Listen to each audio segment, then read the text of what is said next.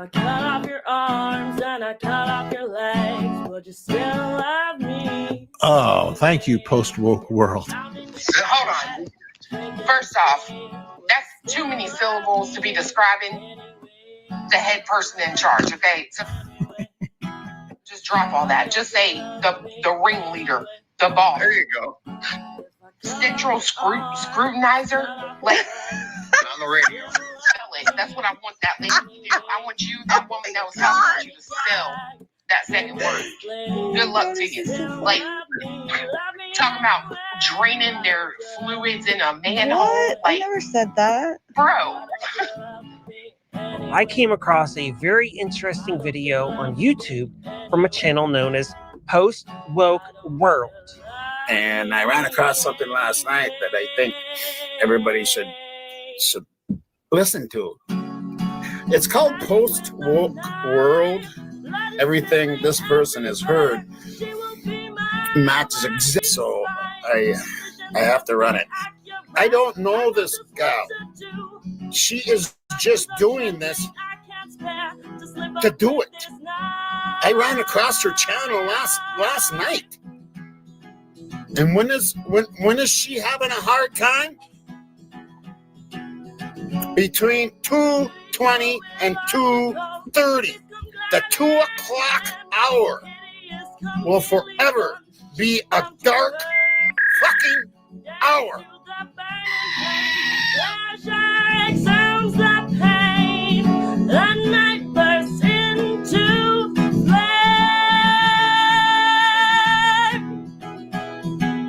It's Elena.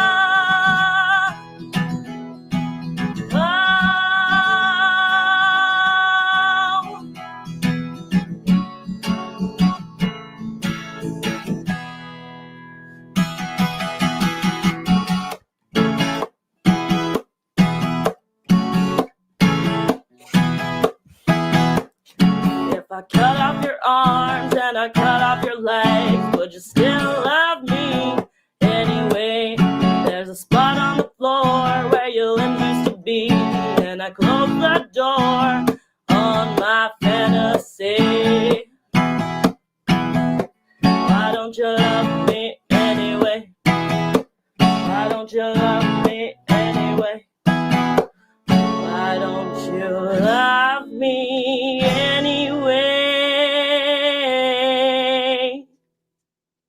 Hey guys, can you guys hear me okay? I have a new... Watch how I erased my marionette lines without needles, fillers. Okay, calm down, lady. We don't want to hear that. Hold on,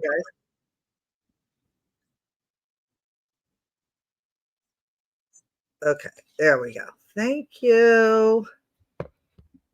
All right, I'm back. Thank you.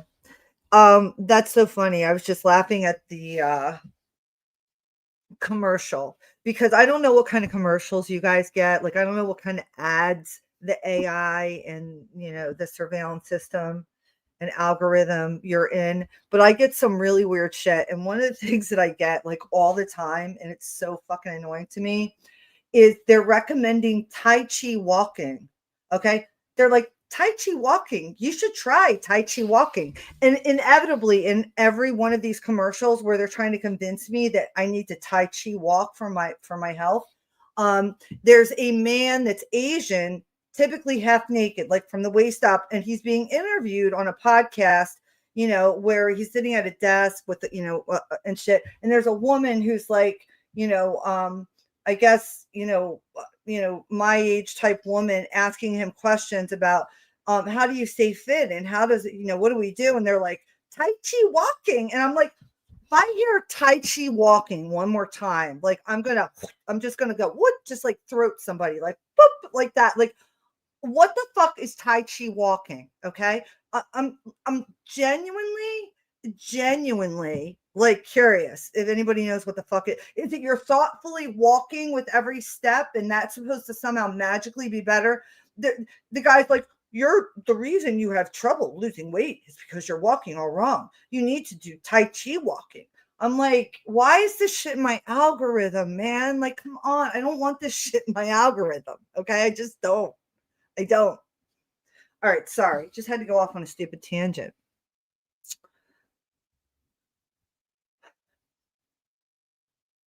I should learn ballet then?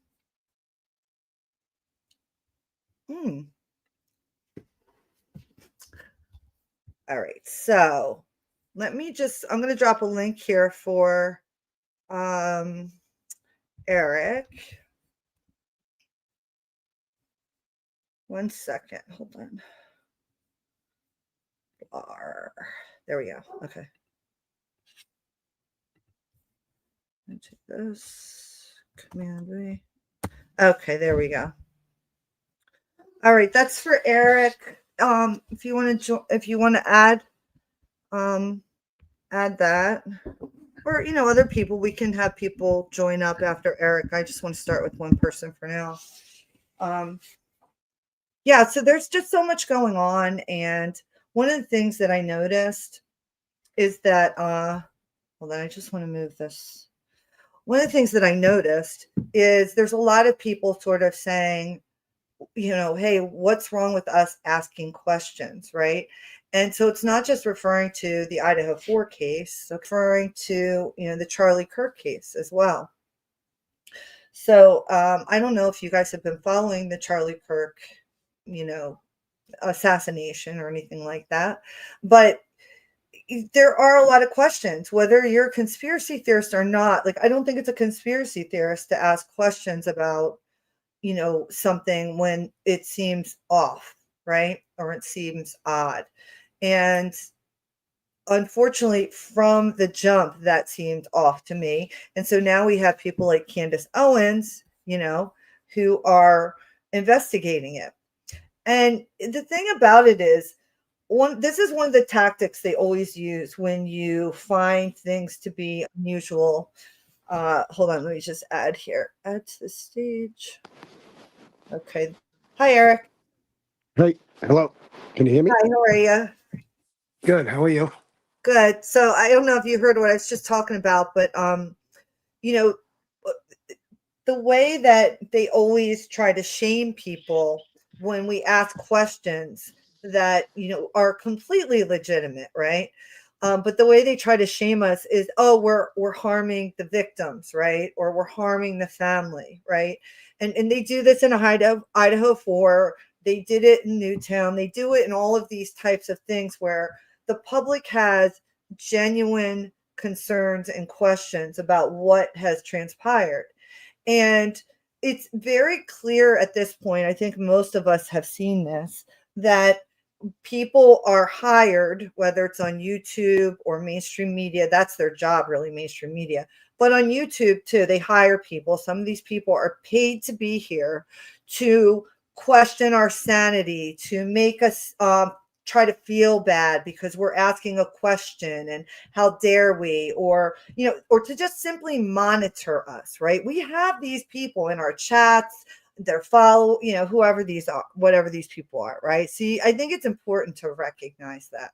And that's why it's important, I think, to not get all fucking inflamed and worked up by this shit, because you don't really know. You know what I mean, Eric? Do you follow? Yeah. You're always gonna have people disagreeing with you or not, like telling you you're crazy or you. I mean, all the time it happens. I mean, especially if they disagree with you. Yeah.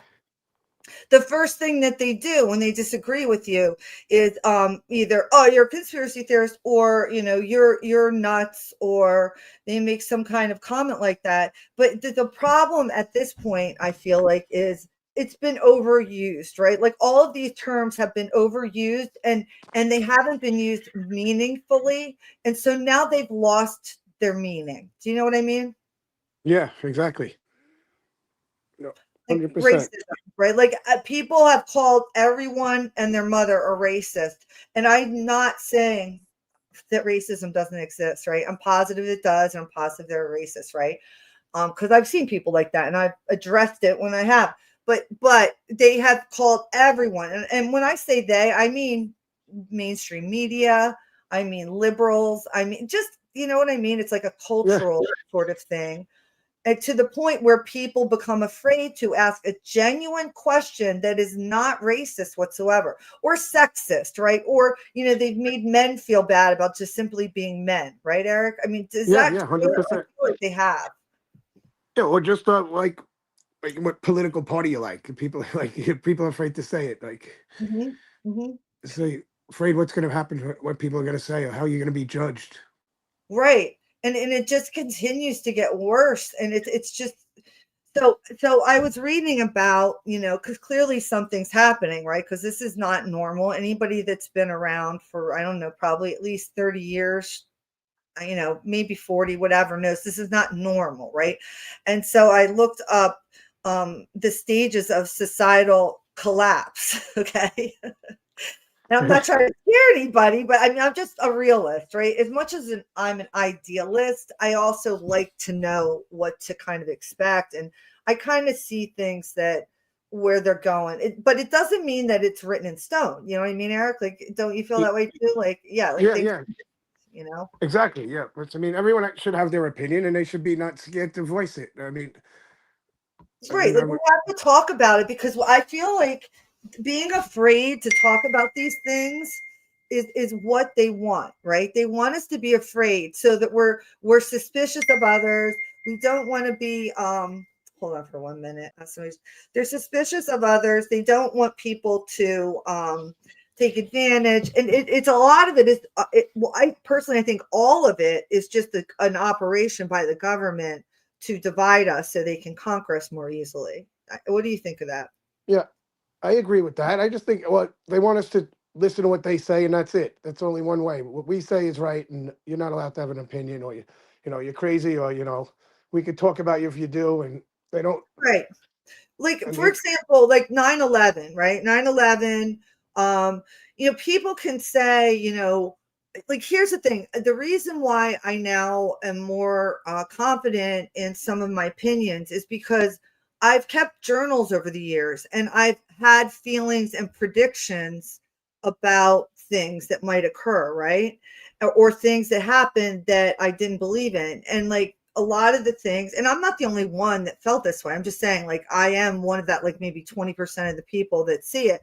And so I'm like, I knew 9/11 didn't happen the way that they said it did. Eventually, I found lots of information. I was able to figure out what I believe truly happened. And look, Tucker Carlson made it more mainstream recently. Now it's okay to talk about this stuff, right? Yep.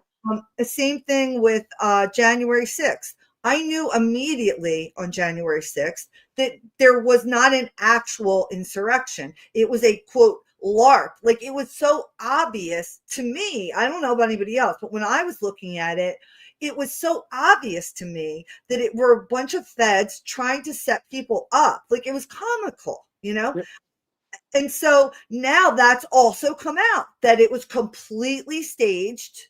Okay. And where's the outrage with that? All the people that were like, oh, the Republicans, you're insurrectionists, you're Nazis, you're this and that. Where's the fucking outrage now when they find out? Just like with the Russia thing. I knew that Trump didn't look, I'm not saying Trump is great. In fact, I don't think he is great. But one thing I did know, he didn't collude with Russia, motherfucker. And how much time do we have to spend on that shit? Exactly. Like, I'm so done with it. Like, how do they expect us to believe anything they say at this point, Eric? I know, especially now. All they do is lie. I mean, especially the FBI is like the worst. It's terrifying. It is terrifying, right? Yeah, it is. I don't believe anything they say. And I mean, and right now they are totally under Trump's control, the FBI. Like, and here's the other thing that's interesting to me. Okay, when Trump first came onto the scene, I was enamored by Trump. I got sucked up into the cult of personality. Okay. I voted for him in his first term. Okay. Shortly in, I think I told this to you, but I'm just saying it because I don't know if people understand how this happens or whatever. But so for the first year, I was still kind of like in that phase where, like, oh, he's doing good, he's getting shit done. But then I suddenly started to see things that I see all the time with all the politicians in the past that I don't like and all these other things. And I'm like, you know what? I'm not a supporter of his anymore. I don't like him. It's not that I thought he was a fascist or a raging racist all of a sudden. I just saw that he was just as corrupt as all the other people. And a lot of it had to do with his Zionist ties and Jared Kushner and yada, yada, whatever. Right? You remember that, Eric? Yeah. I mean, he came in as he wasn't a politician when he came in. That was his big thing. He's not a politician. He's doing Right, things right. his way. So Then he he became fooled a me. politician. He fooled me, Eric, is what I'm trying to say. And what's Yeah. funny, No, I get it. and I don't have a problem saying I got fooled, because that's just, that's the nature of things. No one's perfect, right? He's And still I like full of to think I have handles. good discernment, but I will tell you that I used to adamantly dislike Donald Trump. Like before he became the presidential candidate, if someone had asked me about Trump, I would have been like, that guy's a dick, or he's arrogant. Like, I don't like him. Like, I never watched his shows. I thought he was an idiot. I don't think he's good looking. I think he probably has a really tiny penis and he likes to walk around and abuse women. That's what I thought of Trump. Okay. And so the way that he was able to he was very savvy, bottle up the frustrations of all the people like me who are not Nazis, who are not actually typical conservatives, who are not any of those things, just was so tired of the left bullshit of most of it. I'll be honest, I was worried about immigration with Obama. And, and nobody remembers this, but Obama had kids in cages. Okay. That shit was going on with Obama. So regardless, when Trump came along, and I think what it was like he broke through that wall. Remember the shit he was saying to people? It was hilarious. He was all over Twitter, I know, and he was crazy. But it was like the most fun. It felt so good. And in retrospect, that's what he was designed to do, right? Like this is all I look at that and I go, yeah, I got tricked, right? Only for I voted though. That was bad. I wish I didn't, but I did. Whatever. I didn't vote for him again, ever. Not in the second time he tried, not the third time. I didn't vote. I don't vote at all anymore. I'm done. I will never vote for a presidential candidate again. Because I don't co-sign to any of the shit these people are doing ever. Yeah, I don't trust them. They're all out for themselves. They're out for themselves completely. All of them, left, right. And it sucks too. And it's like, and then here's the thing, right? Here's the one thing about Trump. I was not so much into it that I thought he was like the savior and he was going to save the world. I was nothing even close. Okay. Like not even close. Right. But I did think like, okay, he's like an outsider, blah, blah. That was the dumbest notion. So naive in retrospect, because there are no outsiders that will make it to the White House. They will be killed before that. Something will happen to them. They will go bankrupt, be set up for pedo shit. You know what I'm saying? Yeah. There's actually no true outsiders, okay, that make it into that role. It's just not going to happen. They're not going to let it happen. And so I got tricked yet again.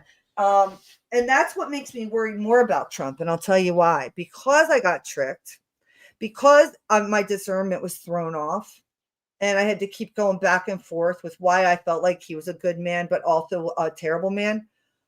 It reminded me of the snake poem that he used to say. Do you remember that poem? No, I don't. Okay. I'm going to play it right now. I'm going to let you hear a poem. This is a poem that Trump used to play at all of his rallies where thousands and thousands of people were coming and they loved him. Okay. He would read this poem. Okay. All the time. And this poem, him reading this, is what actually made me start to doubt that he was truly a good person. And let me just play it and then we'll talk about it, right? Because I think it's interesting. Okay, hold on. And once you start hearing it, you might say, oh, yeah. But I want you to hear the whole thing because there's a reason, okay?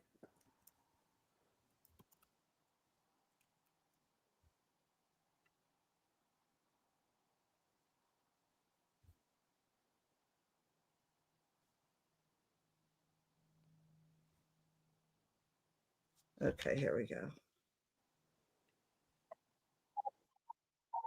Okay, here we go.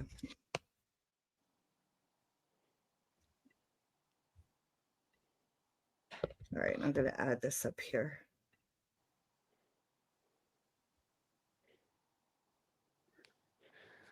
Okay. All right, here we go. Oh, that's before I play this, Eric. Yeah. And I appreciate you hanging with me tonight. This guy T Coon just said he's just going to say the moon is deep state corruption. I don't know if you saw it recently, but Danny Jones had the most hilarious debate. I can't believe it was real. They got one of these ancient Apollo astronauts to come on there. Yeah. And I don't know if they set him up, or the guy isn't too swift and nobody figured it out. But I think he got suckered because they had him come on and describe all this shit, right? And then they had this guy who wrote the book about how the Apollo landing was fake and how everything NASA does is fake. Yeah. And this guy comes on and they start debating, okay? And this old man is just sitting there, and they'll look at him and they'll go, so what do you have to say? And he goes, I don't know what he's talking about. This just sounds ridiculous to me. And I'm like, dude, you're so fucking fucked right now. Like, it's crazy. You gotta, maybe I'll show that in a little while. It was the funniest shit. I couldn't believe that shit was on TV. I was like, no way is this guy doing this to this guy. All right, so hold on. Let me see. So here, let's listen to the snake poem that Trump loves to read wherever he goes. Always, always, always. Here we go. Down the path along the lake, a tender-hearted woman saw a poor, half-frozen snake. Take me in, oh tender woman, take me in for heaven's sake. Take me in, oh tender woman, sighed the vicious snake. You're so beautiful, she cried, but if I hadn't brought you in by now, you truly would have died. But instead of saying thank you, ma'am, the snake gave her a vicious bite. I saved you, cried the woman, and you bit me, but why? Shut up, silly woman, said the reptile with a grin. You knew damn well I was a snake before you took me in. Trump legend status. You can't argue. What a fucking moron Benny Johnson is. Do you guys you know what that's about, right? What, the snake? Yeah. No. What do I you don't know. How about this? Let me ask you a question. How does it make you feel hearing him read this poem? Like, what do you think he's talking about? And this he's a womanizer. He's a womanizer out of that. Okay. Well, no respect for women. For me, what I hear is Donald Trump is a snake, and America let him in. And so when he starts doing shit like, hey, I want to affect the sale of Paramount, like you told me earlier, or hey, like, I want to go to Israel and kiss the wall a few more times and pretend like they're going to stop, but they're actually really, he's going to do all this shit, right? Yeah. He's the snake that we let in. That's what I realized the minute I heard that. And I started to ask people who liked him. I was like, what is he saying about the snake poem? It's the same as, like, there's another poem about a scorpion and a frog, and the frog helps the scorpion across the pond. And when they get there, the scorpion stings the frog, and the frog says, what the fuck? I helped you live. And the scorpion's like, I know, I'm sorry, but it's just my nature. Right? No, and that also tells me, like, he's definitely not America first with a poem like that. I mean, that he's about himself. Always. Right? But this is that's my thing with him. Right? That's the thing is, people, including myself, you can get brainwashed. But I'm gonna tell you, I didn't get brainwashed enough, because literally the first time I heard him read that poem, I was like, wait, what the fuck is he talking about? Because to me, it sounds like he's telling us he's the snake and we're idiots.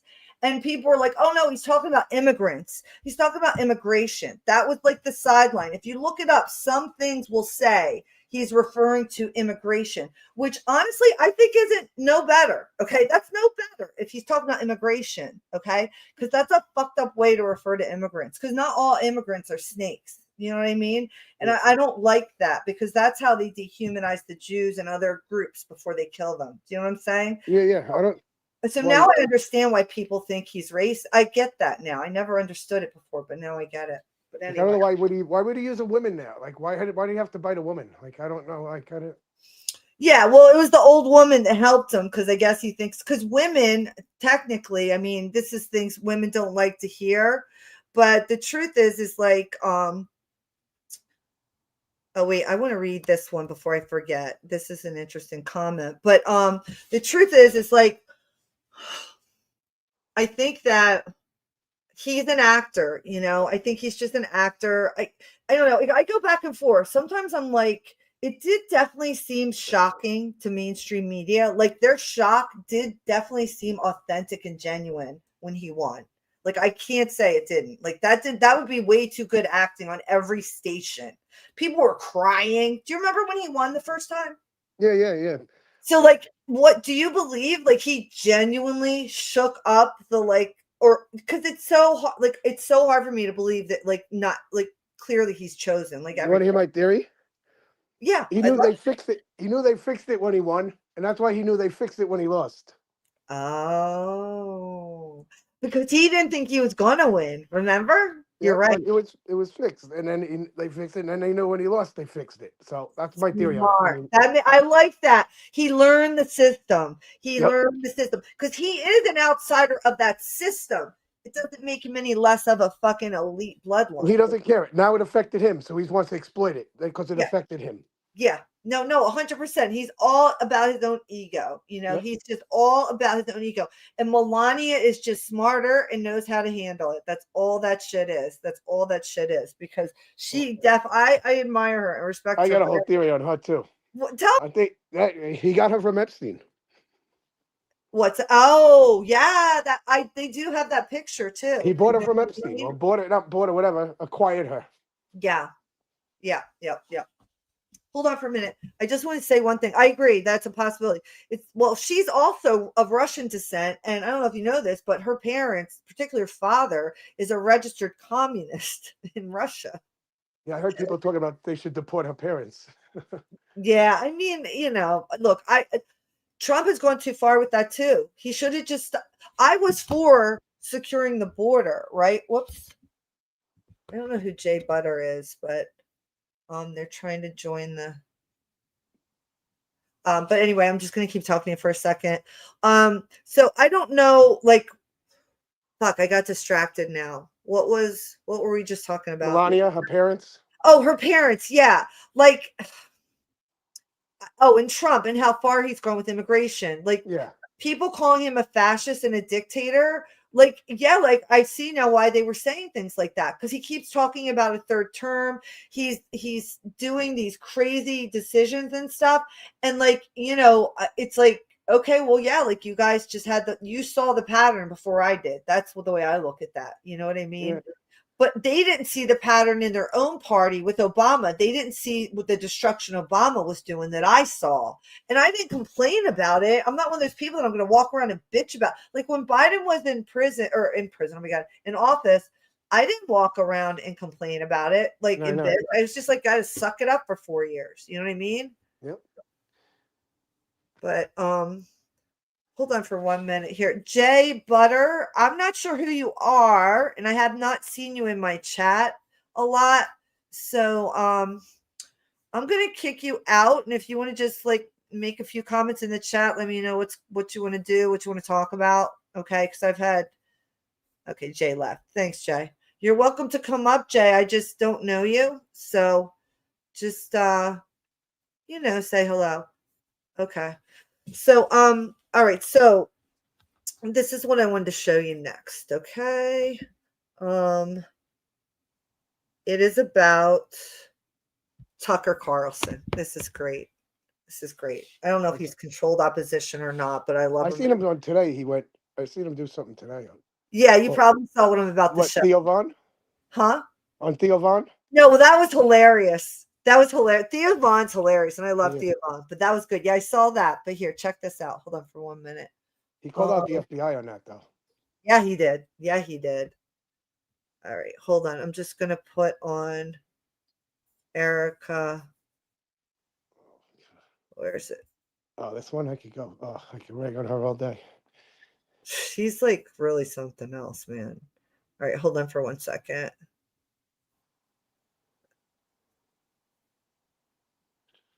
All right, yeah, let's do this. Okay, this is Jesse on fire. Hopefully he doesn't get mad. He shares other people's shit, so hopefully it's cool. All right, hold on. I'm going to put emails and what she says about the Egyptian planes.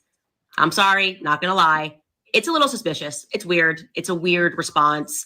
So look, we got to go there. I can't wait to see what happens there. Hey, the side of my studio was in the shot. Most people would edit that. I like you guys to see the process. Now, let's get back to watching Erica go off on Candace. And then now I'm probably just going to start recording the Candace response, and you'll get to see that tomorrow. Now, this one's a much more extended video, and so we are going to get into it. This is a 5-minute conversation, and I have heard that she goes pretty hard in this one, like much harder than the other one. From the perspective of a grieving widow, a mom, and a battle-tested American. Good to see you again today. Talk to me about this part of the conspiracies that are out there, this disturbing part that people are trying to guess where Charlie is. Can I have one thing? Can I have one thing? Oh boy. So if I hadn't let you guys know, I have not seen this yet. And Oh, what did you think of that, Eric? I think everything she does is fake. Yeah, I mean, it's just like, come on. Like, I can't. You know what I mean? Yeah. I can't. All right, hold on one second. Hold on. This person is here again. Okay, so Jay Butter wants to come up. It wasn't really particularly an open panel, but that's fine since you're persistent and you seem to want to come on in. So I'm pretty friendly. Just 2 rules: don't be a dick and be respectful. All right, here we go. I'm going to bring Jay up here. Hello? Hello? Hi, Jay. Can you hear me? Yeah, can you hear me? Yeah, and then Eric, can you How you still doing, hear Jay? all of us? How's it going? It's Oh, good. Let me just make sure Eric can still hear us here. Eric, you still I there? can hear. Yep, I'm good. Okay, cool. Yeah, it's going well. It's going well. Sorry, Jay. Yeah, I know people in my chat, so I don't mind opening it up. I just, you got to kind of be curious. Have you been in the chat before, or you just saw the topic and was like, hey, that's interesting? No, I just found the stream. It got recommended to me. Oh, nice. Okay, well, I'm happy to have you here. We're just talking about sort of politics and how we feel like the world is sort of in some type of societal collapse. I don't think it's funny at all. I'm laughing out of just sort of like it. What are we supposed to do about it? You can only take care of yourself. You can only do what you can do personally in the world. We can't fix everything. And so we're just kind of looking at the Candace Owens stuff. So have you followed Candace Owens? Are you asking me? Yeah, I'm asking you and Eric both. Yeah, either one of you guys. Yeah. Not too particularly, no. Okay. I follow it religiously. You're following it religiously. Okay. So Jay, are you aware of anything she's saying at all? And it's okay if you don't. I just want to know like what to tell you before we watch this. That's all. I've heard some stuff. I'm not too well versed with it. That's okay. Most people aren't, and they don't have time to know all the shit. There's so much shit going on. I'm ignorant of more shit than I know. Okay, so like, that's all cool. So yeah, basically, after Charlie Kirk got assassinated, things, I will say there were some things to me that seemed a little off, and I'm not the only one, and then Candace Owens clearly feels like it's very off, and she's been investigating this and really trying to find out, who's responsible for it. In the mainstream media, they don't talk about that part much. It's only if you follow her on like YouTube or her podcast that you'd really know what she's doing. But it crossed the line into mainstream media today because the wife of Erica Kirk had some remarks to make. And though she didn't mention Candace Owens by name, that is who she's speaking of. Does that sound about right, Eric? Yeah, exactly. Yeah. Yeah. Candace been doing this for 2 months, just basically calling out the company, Turning Point, like people in it, like saying they've been doing things that are really different. They're not answering any of her questions. So, and now Erica finally today said something back, which we're gonna watch. Yeah, that's what we're about to watch. So, is that a good update for you, Jay? Yeah, I'm aware of that. Okay, good. I just haven't watched it. Okay, fair enough. Yeah, well, So, she's got a lot of fine details, like, but yeah. So I'm just gonna so that's good. So you know what we're talking about here. And so Yeah, T I post similar things. okay, Not cool. not too much of Candace Owens, but related stuff. Related stuff. Okay, like what other stuff do you get into? Um, that's a well, I mean, like, I don't want to really say anything due to censorship with Okay, triggery words. So yeah, I'm just gonna leave it there.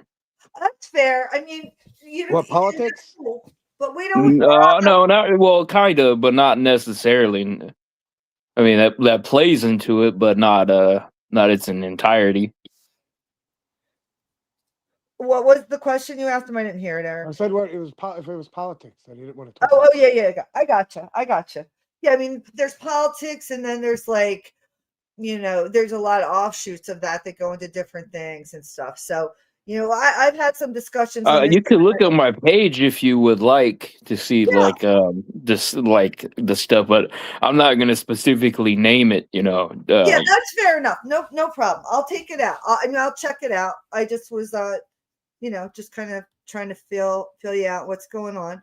All right, so let's take a look at we're gonna put this Jesse on Fire. I'm gonna play that a little bit more, but hold on one second here. I'm gonna make it bigger, and that makes it easier. And then I'll play it. That's Robin I am Roberts, right? starting to get those vibes. Remember I told you I can only watch her for like 30 seconds normally. And on that last one, I got through it just fine. But now we're 20, or geez, she's been talking for probably 10, 8 seconds. And I'm already like, oh God, here we go. This is going to be overacted. What is different? Like, who is she talking to in this one? Like this. Okay, here we go. Can my children have one thing? Everything was public.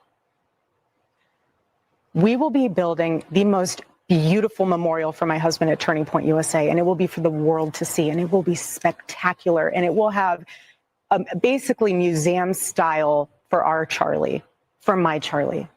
But can I have one thing? Can my babies have one thing where we hold it sacred, where my husband is laid to rest, where I don't have to be worried about some secular revolutionary coming and destroying my husband's grave while my daughter is sitting there praying? Listen, I, of course, would never want that to happen.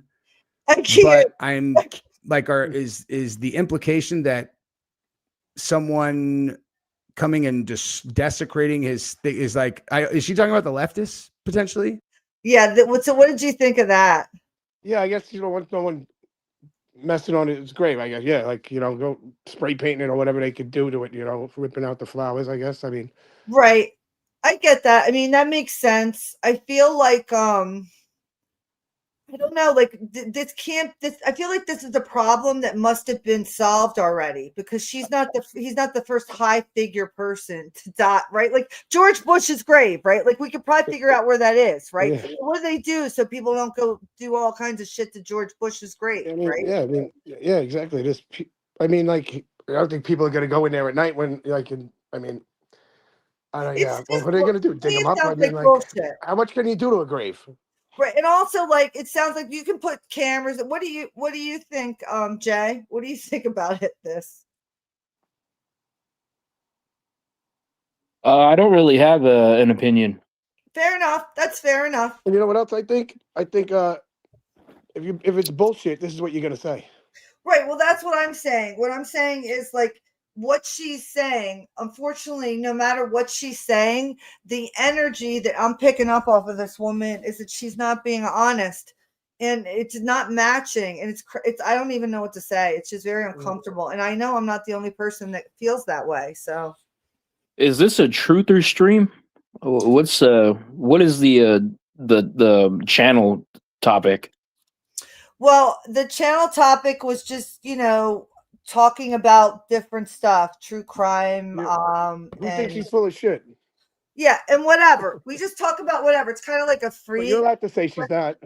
Yeah, exactly. If you don't think she's full of shit, like that's okay. Like you can think she's totally, whatever. I'm not sure why you're asking that question.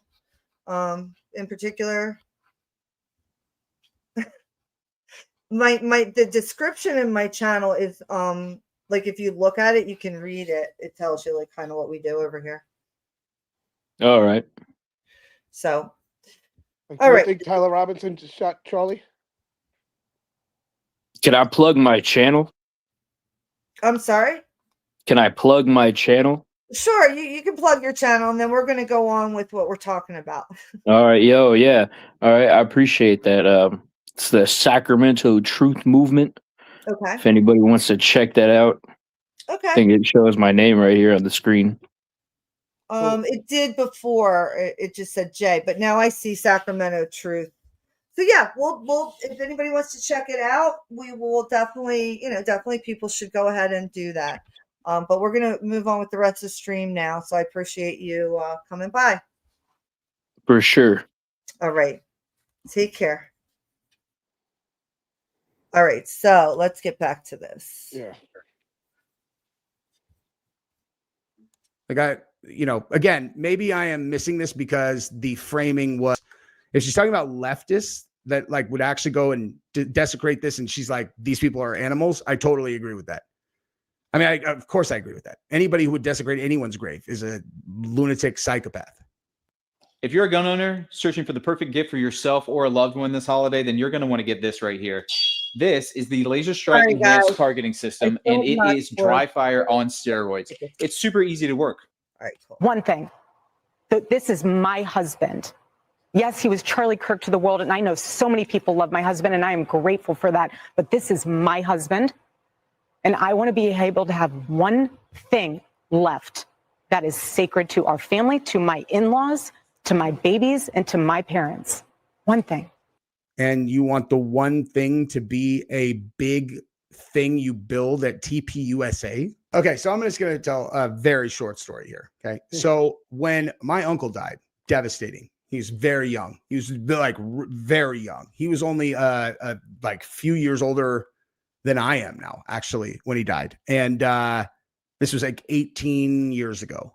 And that's the 7 Tuesdays tattoo that people always ask me about. Now, the meaning of this tattoo is he made a wine. He was in the wine business. He's a very big, prominent guy in the Napa wine business. And he made a single, like this wine was only for the family. He called it 7 Tuesdays. There's a whole story about that I could tell another time. And only the family ever got access to these bottles. And there was a lot of them, like a lot, like, I don't know, let's call it like 100 bottles. And after he died, we would only drink them in like super, super special occasions. And everyone that I know kept one bottle that they never drank ever. And it's still in their house. I still have mine. My brother definitely still has his. I know my mom has hers. And it's like, that's the thing that no one else gets to have. Okay. A single bottle of wine that, to me represented him, something that was only for our family. And, it's physically something that he made, and we would never drink it. Now, one thing that was really crazy about this, I'll just tell the super fast story, is that normally, he died like I said, 18 years ago, something like that. And he died on December 31st of 2007. For sure, actually. That's exactly when he died. December 31st, 2007. And I think the last bottle of that wine that we drank was probably in 2022 or something. Okay, like that wine should have been vinegar. Okay, and it never went bad. None of it.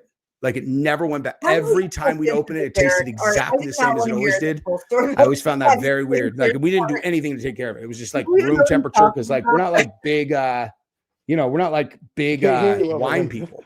But it always stayed good. It always really tripped me. All right, so I don't know how we got suckered into listening to this story that this guy just said. That was not interesting at all. I'm sorry. What was he even talking about? Holy shit. Oh, like why, like how you cherish something. Like she wants her husband cherished. He was like that. Okay, yeah. Okay, now I understand. Okay. He's caring.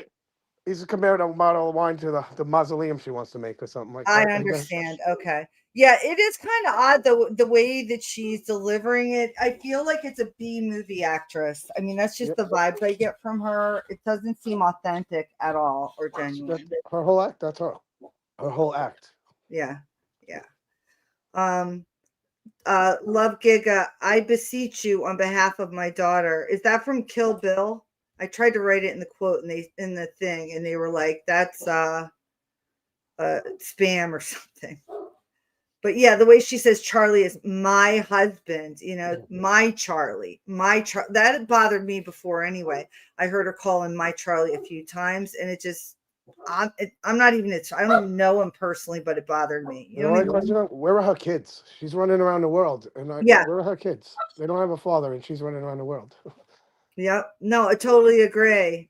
Totally agree. That's it, right? Kill Bill. Yes. Quentin Tarantino is one of my favorite. Before I learned that he's actually a jerk off in real life and all this, which I should have known. I don't want to know because I love so many of his films and I've watched. He's on the list. He's on the list. Yeah, I believe it. I I realized he was a creep a long time after, but I gotta say Pulp Fiction's still in my top 10 movies. I know where I was when I saw it the first time. The movie blew me away. It was different than anything I'd ever seen in my life. And it changed a lot of movies thereafter. That's what I think about Pulp Fiction. It's great. I agree. I like Jackie Brown too. What's that? Jackie Brown's a good one too. Yeah, Jackie Brown, Kill Bill, Volume 1. There's so many of them, what's the other one? Reservoir Dogs. That's a good one. Yeah, that's a classic, But yeah, this is true. We're literally 3 months on and now a book tour. She's lost people. I've lost people I love very much. And it took months before a day looked like a day. No way I could do extra work. Hard to maintain a life. I agree. Yeah, he is a jerk, but he is a good storyteller. Agreed. All right. So yeah, it's kind of creepy though, right? Like watching her do this. All right. So let's get back to what he's saying here. Yeah. Anyway, let's go ahead and continue and let's watch Erica go. What are they taking from you right now? I love that question, honestly, because even though she said it so nicely, it's a great question. Like, okay, what actually are they taking from you right now? You know what I mean? What do you think? Look at her answer. Yeah, exactly. I thought it was the best. I like this reporter, this Fox reporter. I forget her name. Isn't it Robin Roberts? It's Robin Roberts, ain't it? It might be, yeah. She's on it. She's always on it. And I've always liked her. Do you like her too? Yeah. Yeah. No, she's good. Yeah, she's sharp. She's sharp. I like her. All right. Nothing. Cancer too. But I will tell you what they are doing. It reminds me so much of chapter 6.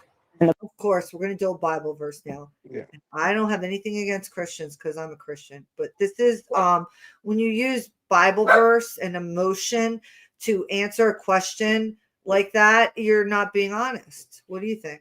Yeah, I agree, and especially when you're when people speculate and think you're involved in evil, and all you do is talk about religion and being a Christian, and yeah. It's not, you're not endearing yourself to anyone to come onto your side. And I'm not listen, I have to hold some shred of doubt that Candace isn't who she says she is, because that's just the world we live in, right? Yeah. But whatever she's doing right now, for whatever reason it is, I think the effect of it is good. So I'm not going to be upset about it, Yeah, I got something I could say about that. But that whole God thing she did about what she went on and talked about today, that was you don't need to put that part in there. What did she talk about? She said that guy she met, or was it yesterday? Yeah. She prayed, and all of a sudden this guy, she found the message from a guy, and it was God sent it to her. And oh yeah, she is getting a little bit, yeah. I mean, I guess that's the truth, but I don't think you really gotta say that. Yeah, I think that's gonna, but I also think she doesn't care. I think she doesn't care, and she shouldn't care. Yeah, she's torching, she's burning it to the ground. She does not care. She has zero fucks to give. And I'm wondering now, because it's very rare we have a real hero. To me, McAfee, Yeah. McAfee is a real hero. Kanye West, to me, I know he's done bad things, but overall is a real hero because of his ability to get the message to people within him being in a matrix, and just, you know, that's really a tough that he's broken out of it, and you know what I mean. So he's here. No, And Michael Jackson too. Michael Jackson, another huge hero of mine. These are all people that are like outside, and then there's some other ones like there's a couple other rappers actually. I can't think of the name right now. Oh, DMX. DMX is another hero of mine. Just tried to tell the truth about stuff and ended up, you know, they brutalized them. And then yeah, so I just hope Candace is actually being a real pirate right now and not just like paid opposition, you know. I totally think she is. I think this is, yeah. It seems true. It seems to be true. Yeah. it backs everything up. You know what I mean? Everything. Yeah, she says, no, it she backs does. She does. All right, so let's watch Erica Kirk here a little bit more. Book of Nehemiah.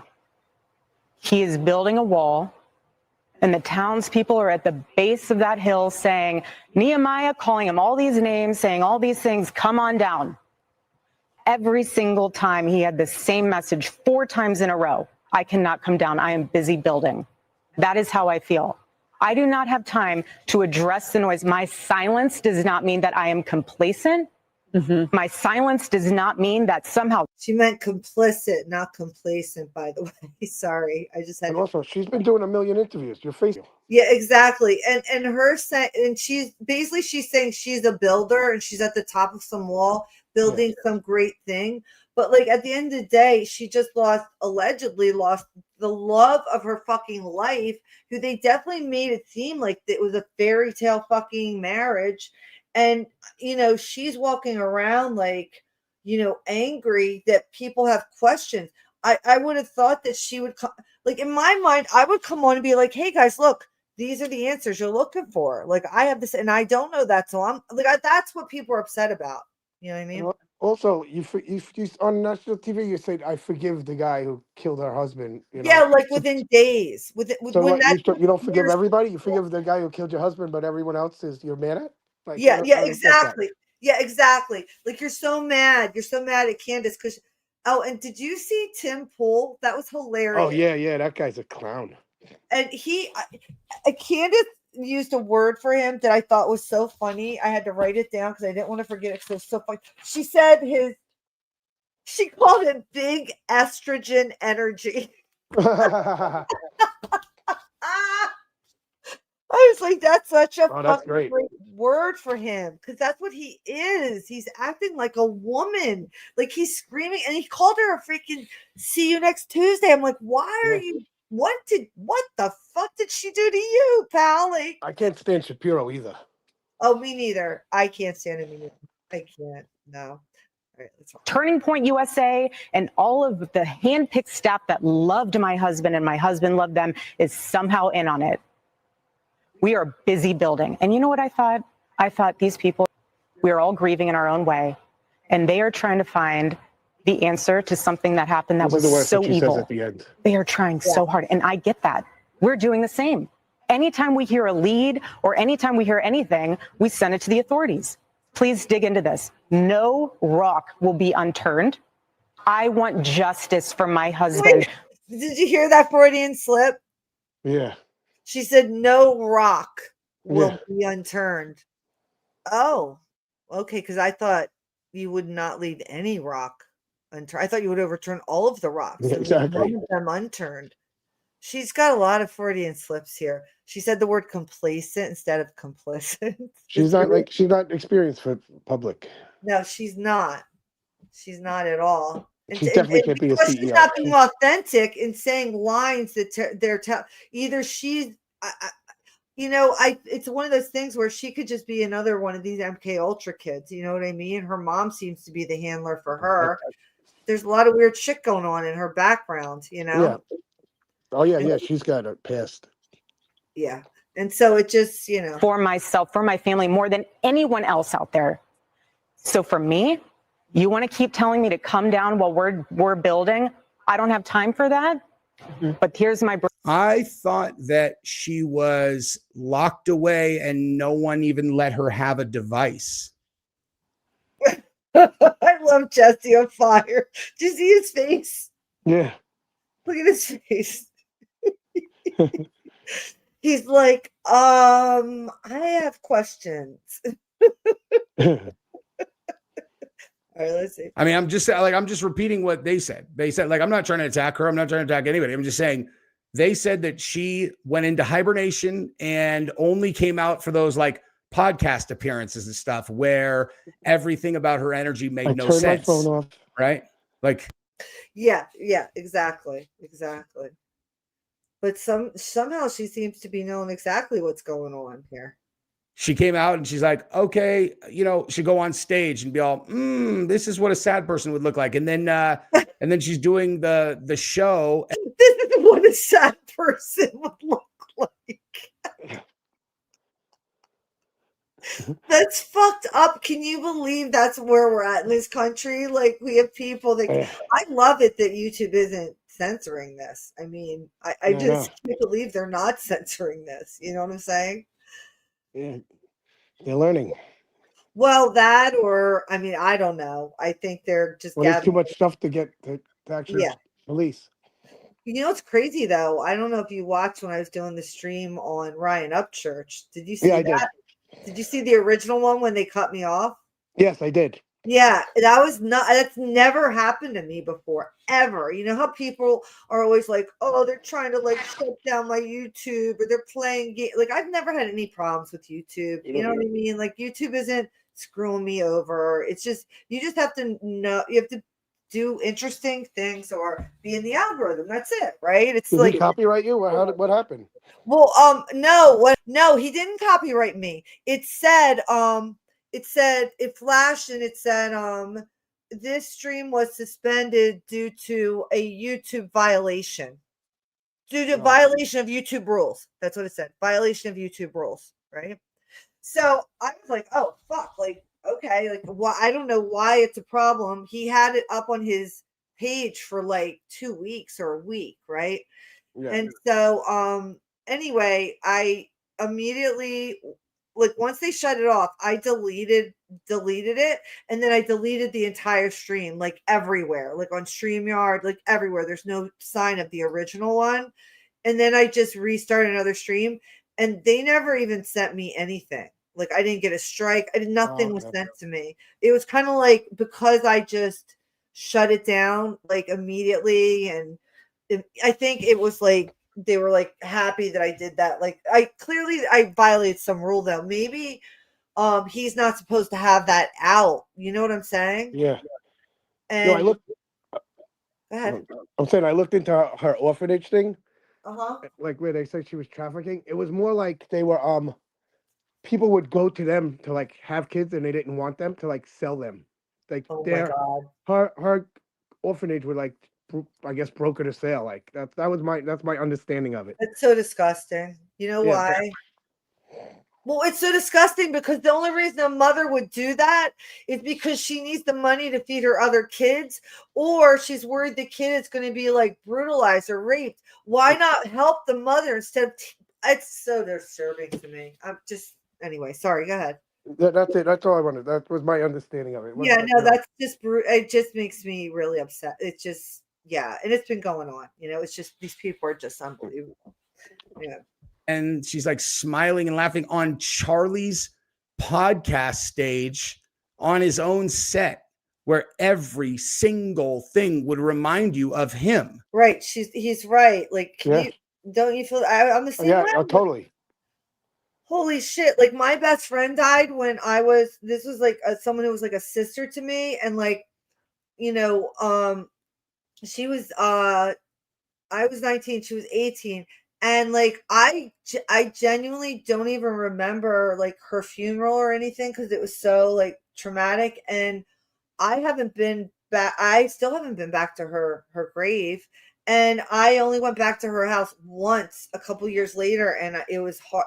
I had such a bad experience, like crying and stuff. Like, so, and that was 2 years later, you know, and here she is, like, I don't understand that. I have an identical story. I think I told you about that before. My friend, one of my best friends got killed in a car accident too, and at the same age, like we were like 20 and 21. I mean, oh wow. Yeah. Okay. Yeah, I feel like you did tell me that before. Yeah, I think so. Yeah, so you know how it feels when Yeah, someone dies shockingly in a violent manner. You know, it's not the same as that, granted, but like that was a good, like this was my best friend. She was like a sister. That sounds like a, you know, this guy, you knew him. And that's like, it's like losing a sibling, right? So it's Yeah, very totally. similar. And so I know what that grief process looks like. And yeah, people always say, oh, everybody grieves in different ways, but like this is just a little bit too scripted, I feel like. Yeah, I know, and I like You know, oops, sorry. it's weird. And like I just recorded an episode of Tucker Carlson just eviscerating the Okay, yeah, here. That's what I wanted to show. All right, let's just drop him off for a minute. You know what else? What she did at the end, where she like says something about Israel, tap the wall in Israel. When they what? I'm sorry. At the end of that, she's like, "I just want to go and tap the wall in Israel." Oh yes, yes. Like Charlie would want. Charlie does not want that. Like that's the whole. No. That's a big deal. Like she's totally taking it. Yeah, saying that's she's like, all about Charlie, and she's taking it to what Charlie didn't want. yeah, like if you actually love Charlie, you would know that that's the last thing Charlie wants. You know, like That's that would probably be the why he's dead. Yeah, yep, exactly. And so it's just like nobody is that stupid. Like nobody. Well, maybe they all just realize it's just she's part of it too. Like not that I don't believe she wanted him to. I don't believe any of that. Okay, not at all. I believe that she's just part of it because she's in these families, these bloodlines where they do this to eat their children and they choose them for parts and they brainwash them. You know what I mean? That's what she's part of. And that's why it's like it's almost impossible to get upset with these people because they don't even realize like how enslaved they are, you know, into this evil mindset. It's crazy. She's programmed. Yeah, it's programming. Exactly right. It's really and but the thing about it is we are at that stage, that societal collapse stage. I wanted to read that. Hold on. All right, let me put on what Tucker said and then I'll read what I was going to read about the societal collapse because it's interesting, I think. All right, hold on. Stop that screen and then I'll put on this one. Erica Kirk unleashes. Oh, this is it right here. This is probably the one you saw. Yeah.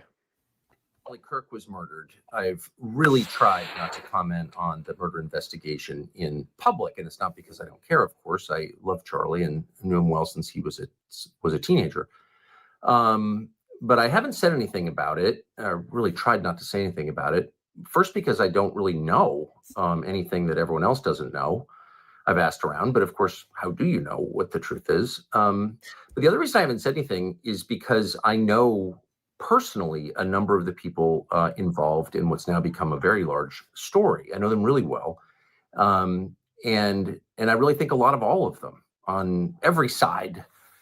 Candace Owens, I've known a long time. I love Candace Owens. Blake Neff at TPUSA once worked for me at a couple of different places, and I love Blake Neff. Erica Kirk, I've known since she was dating Charlie Kirk, and I love Erica Kirk. And I think these are all really, really decent people. And so it's been my desire for 3 months not to get involved in any of this. And in general, to think to myself, anybody who is earnestly searching for the truth, whether they're right or wrong, but as long as they're motivated by a desire to find out what happened and therefore honor Charlie's memory by getting to justice, anyone who's doing that, I'm not going to criticize. Again, no matter what track they're on, lots of us, which is fair, right? Me have good moments, good motives, but wind up.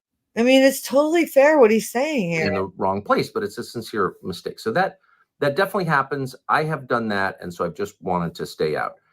And then the other day, I had like a 3-hour conversation with Theo Vaughn, and it was not about Charlie Kirk or anything related to it, but that topic came up. And I said, in effect, I don't trust the FBI. And that gave some people the impression that I was, accusing them of being involved in Charlie's assassination. And of course I wasn't. And I certainly didn't mean to. But it gives me the chance now to say what I think, which is that we should not necessarily trust the FBI. But why would it like 3 times? It's not an attack on. What's that? He says, why would I trust the FBI? Like 4 Right, times. and that's what I love. I love that he took what they were calling an insult or whatever, like trying to like shame him. It was like, actually, why the fuck would I trust the FBI? Like, I love that because that's exactly how it should be right now. We have no reason to trust anything they say. And people try to say like people like us or speak up or like, oh, you're dissident or you're they've names like the anarchist or whatever. No, we're just calling out that like the truth, like everyone else has seemed to have forgotten about truth and consequences. You know what I mean? And the political leadership of it. I've known Dan Bongino, for example, for a long time, and like Dan, and don't imagine he would ever be involved in intentionally covering up a murder of somebody. I don't believe that. But Dan Bongino and Kash Patel, for that matter, are at the top of the org chart, but this is a huge organization and parts of it act independently from leadership. That's the nature of bureaucracy. So saying, well, I like Dan Bongino and don't think he would do something wrong on purpose, which is how I feel, doesn't mean that I trust the FBI or have to trust the FBI. And again, why would I? There's one lesson of the last election, the 2024 election, it's that a lot of our biggest systems, our biggest institutes in them, and that needs to be reformed. And as if we needed more proof of it, we'd learned what a lot of us suspected for years, that January 6th was in effect a setup, and the FBI was key to that setup. God, that's just like, and it's still not clear that everyone involved you didn't see that in before? that I've seen setup. that already. About, you know how many people I've had arguments, like not arguments, but just kind of like they're like that they use that as the argument, like this is why Trumpers are dangerous, or this is why, and like I didn't even vote. You know what I mean? Like it's like you're missing the bigger picture, which is they want you to be afraid. It's not theater, Yeah. It was all theater, and it's you know what? When you get triggered, it's hard. Which is why I've been working consciously to get rid of triggers that I have, because any trigger that you have that will cause some sort of an emotional outburst can be leveraged against you, and that's what they do to us in this place everywhere. They leverage any of our fears, insecurities, or trigger. They know they trigger that in us, and that's what gets us worried. We need to not, in my opinion, what peace really is when you don't allow anything to trigger your peace of mind, because you know that it's going to be okay no matter what. You know what I mean? Yeah. So when I get triggered, I go deep dive. Like I need to know every fact about that. So like if someone's gonna trigger me, I gotta spit out.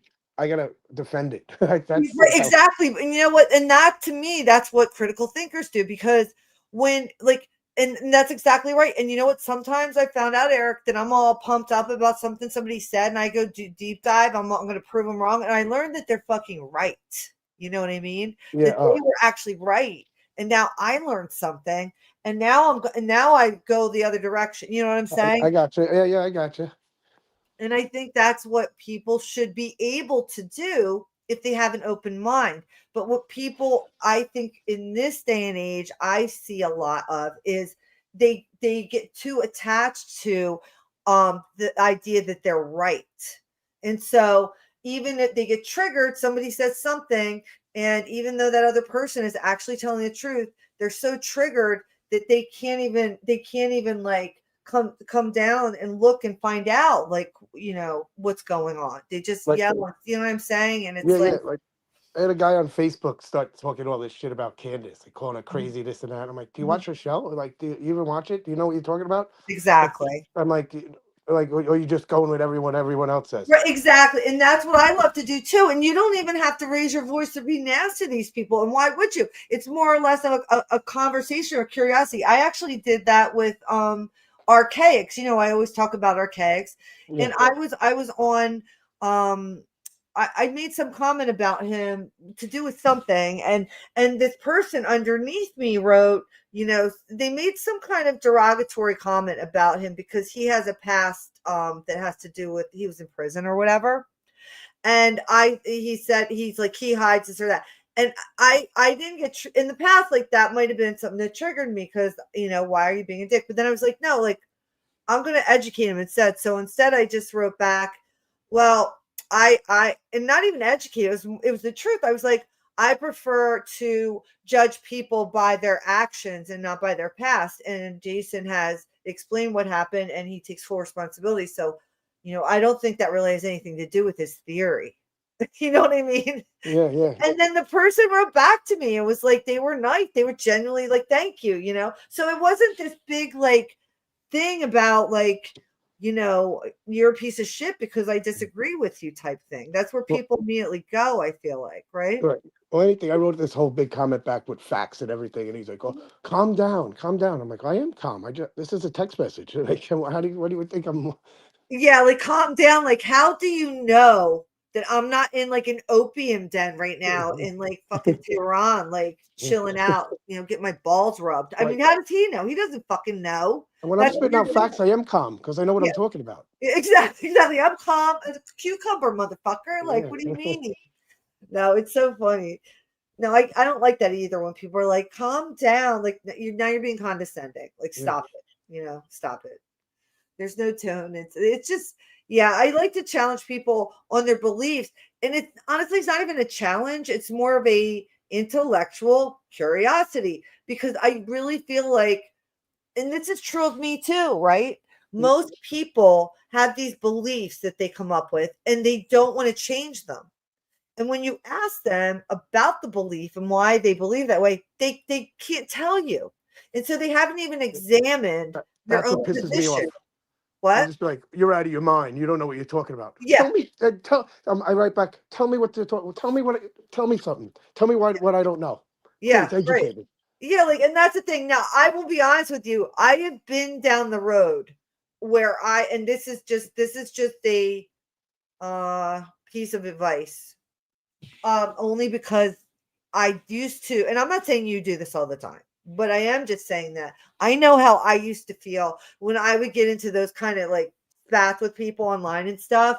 And then I'd go back and my stomach would be all like in fire and I'm like, rah, rah, rah, and shit. But at the end of the day, like it never got me to where I wanted it to get me. And because I realized that the people that are triggering me are they don't give a fuck. They don't want to learn. They just want to win, blah, blah, blah. And so I would get like, so I refuse to get into Twitter wars. Like I haven't done any of those Twitter back and forth or anything in so long. I know exactly what you're talking about because I right? like these people. I went up back and forth with them, and I'm like, all right, agree to disagree. I'm done with this. Yeah. That's how I get. And then I'm like, you know what? And listen, I told this. I'm not saying I never shoot back at people, but it's so rare. Like sometimes I'll see somebody write something on Twitter, and it gets me like worked up for a second. I get a little fire in my belly, and I go to write something. And I'm like, wait a second. I'm like, why am I writing this? What the fucking? What is the purpose? And I just stop. And I'm like, there's no reason to let them know what I think. They didn't ask me, and that's what they believe. Whatever. I think that's dumb. Move on. But it's like because I just know like how invested I used to get. You're being mature about it. You said because you know when to stop it, and I guess that's kind of the whole point I'm trying to. Yeah. Well, I also write. If you don't like my, don't you enter my comments. Don't enter my comments if you don't want to. If you don't like exactly. And that's a very good point because that's the only and there you go. You and me are like them because that's the thing. I don't give a shit if like whatever isn't commenting on me. But when you enter into my comment section or my page and you want to make some kind of like little asshole remark, don't think I'm not going to say something to you because I will, I'll be nice, you know what I mean? But like, yeah, I agree. I don't go looking for it. But if it comes onto your comment page, it's kind of hard not to address it. But even with those people, sometimes it's just like, you know what, Eric? I just don't even care anymore. I just got to the point where I'm just like, I just genuinely just don't give a fuck, if somebody, thinks I'm this or that. Because I don't either. Right? Exactly. Like, right. Like, that's why I'm just like, I had the urge for a long time to like get into debates. And I like debates. It's just, I feel like most people are not intellectually honest when they debate. They resort to tactics that are not based in like real debate. Like real debate, there are laws of logic and things you have to follow. And you know what I mean? Yep. And with every person who wants to disagree, I have 5 people that agree. So I mean, Exactly. And then it's also like one of the things that they don't have anymore in the high schools is debate clubs. And the reason they don't have them is because of the woke culture destroyed them. Because how can you have a debate club when you're not allowed to tell the truth that upsets the other side that you're debating? Ultimately, you're never going to win. You can't win a debate. we have it in where I work. Well, I mean, around here we have like a big one. Like that's awesome. Yeah, like they have like actually at the school I work at, they have like the I don't know. I guess I would call it like the regionals or something where like everyone comes to that school for a debate. Oh, that's so cool. That Yeah. makes me happy. I'm talking about like locally in this area. And so that and then when I looked it up, I saw that it looked like it might be a trend, but that doesn't mean that they're all dead. And so your school's doing it, which means it's going to continue, right? And it's honestly, I think it's the best skill that any kid can learn is debate. It's all critical thinking. It's public speaking. It's forcing you to analyze your position. And even most adults don't even have their positions and why they feel that way down. They just don't. They just haven't spent the time thinking about it. You know what I mean? Yeah, definitely. And so I think kids, that's where Nick Fuentes, if you look, I started to look into him recently because, he's been pushed upon us as, it's interesting, even though everybody says he's a Nazi and anti-Semitic, he's suddenly going on these shows. Like you got to see him with Piers Morgan. Did you see it? I didn't see him yet, but I did see a little clips of he asked him, he's like, well, I heard you're racist or whatever. He's like, I'm not going to, what did he say? I'm not going to go against that or whatever he said. Right. Yeah. No, it was good. But I don't like that. I don't like that. Say it so casually. He can genuinely fuck off for that. I don't like that at all. He tried to like sugarcoat it, and like Pierce went at him. Like you got to watch it. It's when you watch it, it was kind of out of context when he said what he said. Like when you watch it, like I actually thought he was. When I watched it, I thought he was softer than he comes off as. Like I really thought he was more genuine and intelligent than he comes off when he's trying to be funny. You're right, because you know what? I only saw that clip.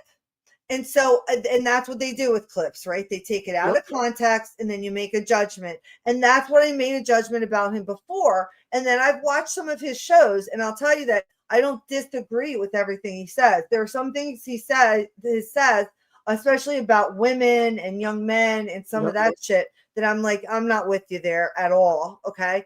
And the racist shit. But he doesn't say a lot of racist shit. He's just being honest, and people think it's racist, right? I think he's like a political comedian. Like I really think half the shit he says is for laughs. He is. No, but I also think this. I'm going to tell you something because I started looking into him, like I said, and I haven't finished my investigation, but I'll just say what I gathered so far when I looked into him. Okay, so you keep hearing because like when you keep thinking Nick Fuentes, right? Yeah. You keep hearing about. I've heard more about Nick Fuentes since Charlie Kirk died than I heard about Charlie Kirk before he died. I agree. I didn't know who he was till that. Right.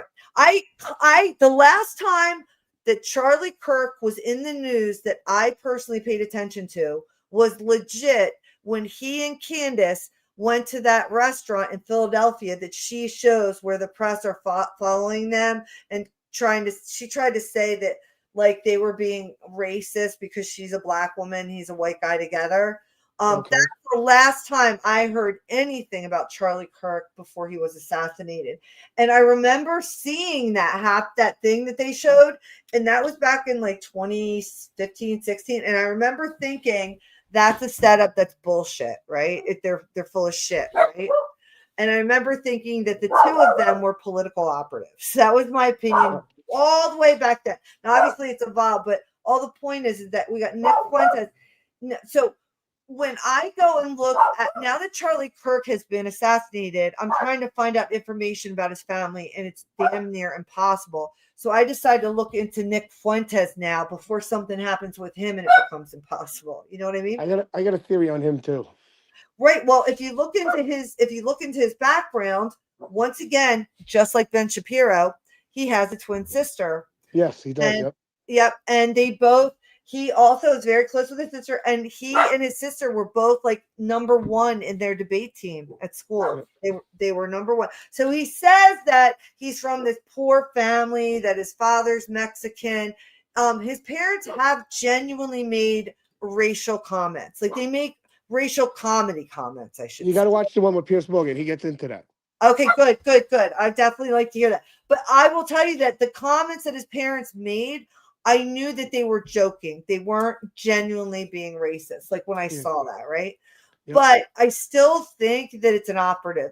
I can't help but think that he's too perfectly set up and poised to go into the way they've been grooming this movement, like with the groypers online, the incels, and now the Charlie, I think they're going to try to bring him into the Christian Reich side. He says everybody, like when you watch Pierce Morgan, he talks about racism and he says everyone's like, he says a whole thing on it. It's really good. All right, I'm definitely going to check it out because Pierce Morgan. Anybody I don't like him at all. I don't either. I think he's a loudmouth. I think he's an ass kisser. He's probably had to get down on his knees and do a lot worse than they say Donald Trump did to Bill Clinton. Okay. Those kind of men, they're just, that's how they're brought up. It's just how I see the world now. And it's never going to change. All of these people that are in positions like that, they've all, I think, been abused. They've been ritualized, all that shit with these bloodlines. I don't think they allow anybody to get on TV and have an audience that's credible that hasn't been through that system, because it would be too much of a risk for them, because we could wake up. He tries to bully Nick, and Nick's fucking all over it. He's like, oh, really? That's awesome. Yeah, like Nick. Yeah, it's really good. Like, I mean, like I said, I don't agree with Nick, everything Nick says, but you know what my theory on Nick is? I think Nick's trying to make a third political party. Yeah. Yeah, I wouldn't be surprised if he is, but I think he's doing that with the back of the federal government, is what I'm trying to say. Yeah, me too. Right? Yeah, okay, good. We're on the same page then. Yeah. Yeah, totally. That's what I mean. I think that's his thing. Well, yeah.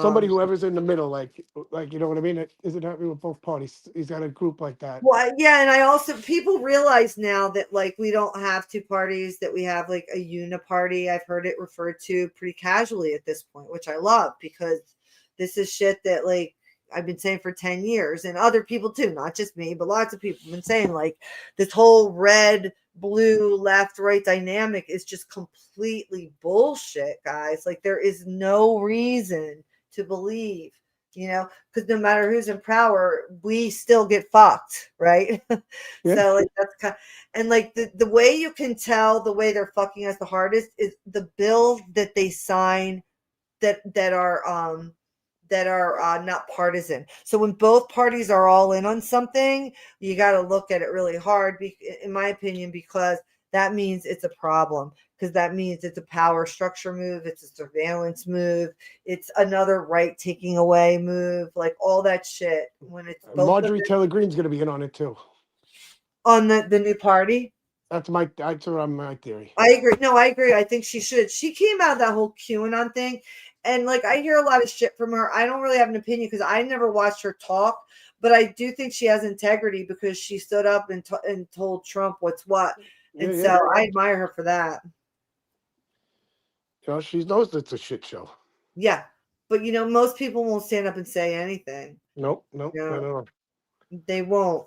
I always think of that 18-year-old kid, I think we talked about before, that had gotten elected into the Senate or the Congress.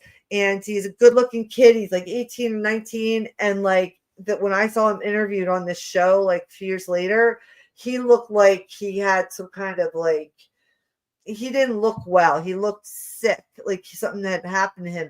And he told the story of how degenerate these people are in Washington, how he was asked to go to parties all the time and he kept refusing. And then they became more demanding about things that he had to do if he wanted to get, participation from other members in Congress, or be taught how to, like, it was literally like, basically, you need to come suck dick and get butt fucks with our wives and us, or you're not going to get, and the kid, he left the Congress. He tells the story, absolutely. He left. He was not going to fucking sell his soul and end up another fucking slave to the system. And so you hear stories like that, and it's like, it's really disheartening, but yet I still have hope in my heart. I still have hope in my heart because of humanity as a whole. I understand, like, we've been down this road before, right? Like this has gone on before on Earth, and it's I feel like we're in like dark ages time. So I say, as bad as this is, I think only good could come out of it. Eventually, yeah, because when it all burns down, like it's purified. I don't mean literally when I say that. I mean figuratively. No, I know what you're saying. I just think you hit rock bottom. There's only one way to go up. Yeah, you go up. You got to go up, and I feel like it's getting there. And yeah, so I was reading this thing about hold on for a second. Hold on for 1 second. What is this? Oh. Sorry, my kids are still hiding the elf, even though they're way past the age that they believe in Santa. All right, fun. It's actually kind of fun. We put them in weird places, but yeah, I wanted to show you. She was he says, I admire MTG because she was vehemently against foreign wars. Absolutely.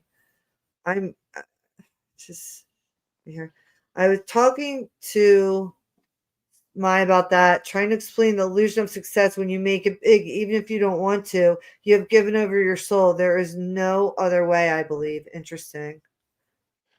Hi, True Crime Unleashed. What do you think about that, Eric? Your mom. Okay. Repeat that again. I'm sorry. He said that Love Cake is saying he's talking to his mom, talking to their mom about this, trying to explain the illusion of success. That when you make it big, even if you don't want to, you have given over your soul. There is no other way, I believe. And that makes sense to me, right? Yeah, I agree with that. Like, you got where you are, but it wasn't cheap, it wasn't free, and now you're not who you want. You got there, but you're not who you want to be. Yeah, you compromised yourself along the way. You made the somebody else. You're like somebody else controls you now. Yeah, because they have these kids, and they literally put it in our face now. So I refuse to call it a theory at this point. There are many people in the world conspiring in groups and committing awful crimes, and it's right in front of our face, and it has been, right? We see it for whatever reason, right? Some of us are seeing it, and it's like it's becoming more and more obvious. And it's like, at what point, at some point, it's enough. Like, enough people see it that it's like you can no longer accept that they're doing these things. They're murdering kids. They're they call it prostituting, but it's sexual enslavement of children. That's what it is, not prostitute. A child prostitute that shouldn't even, those two words. I mean, that's just disgusting. I mean, like a child cannot be a prostitute, assholes. Okay, let's just put that out there. Okay, I can't stand when people use that term like that. I'm just like, okay, I know where you're coming from. And it's like the parents too. It's like, yeah, or run, and that's the other thing. It's a big clue when they're bad mouthing their own kids. It's a big clue because no parent ever bad mouths their kid. I know, it's just, you know what I mean? Like you might say, "Oh, my kid, needs to work on this and that," but you're not going to bad mouth your child to someone else. No. Like you do. There's something missing there. There's really, usually pump your kid up. Yeah, of course you should. That's kind of what your role is as a parent, to guide them and stuff. So, but anyway, so yeah, this was the thing I was reading, and it was about the collapse of stages of society, right? So here, I'll just read this. So I thought it was interesting. Okay. As Plato wrote over 2,300 years ago, societies tend to follow a predictable arc of decline after they are established. After being founded by philosopher kings, states tend to degenerate as ever greedier, more stupid, and more base people come to power. This essay charts the collapse of societies into 6 stages, each stage represented by a society from the world of 2018 AD. So they're now going to give us real world examples of different countries that are in societal collapse. Okay. Okay. So it's kind of interesting way to do Yeah, it. definitely. All right. So the initial, wait, hold on. Let me just get back to this. Okay. These 6 stages can be chunked into 3 larger stages when viewed on another level. In the first of these, the people help the government, and the wealthy and are helped in return. Okay, I'm sorry. In the first of these levels, the people help the government and the wealthy and are helped in return. In the second 2 stages, the people are indifferent to the government and the wealthy and receive indifference in return. And in the latter 2 stages, the people and the government and the wealthy actively fight each other. Okay. So the initial stage of society, hold on, I just was. All right, sorry. The initial stage of society can be called the Japan's. I'm sorry, I don't like the way it was worded because the way he words it makes it seem like it's the fault of the people, but I don't believe that. So I just had to say that before I moved on. All right, anyway, the initial stage of society can be called the Japan stage. South Korea is also here.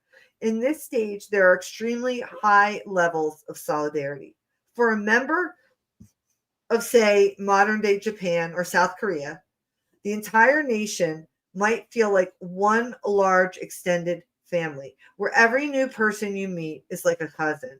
Here, there are no nations within nations made up of foreigners. Damn, that sounds like a nice place to be, doesn't it? Yeah. I feel like I used to live in America in the 70s. And That's what Nick wants. What Nick Fuentes wants? Okay. Yeah. All right. So all white people. That's it. Right. So then it says, when a population is at this level, they will not vote for extremities, and the average citizen will hold a lot of faith in what they read in the newspapers and in the proclamations of government.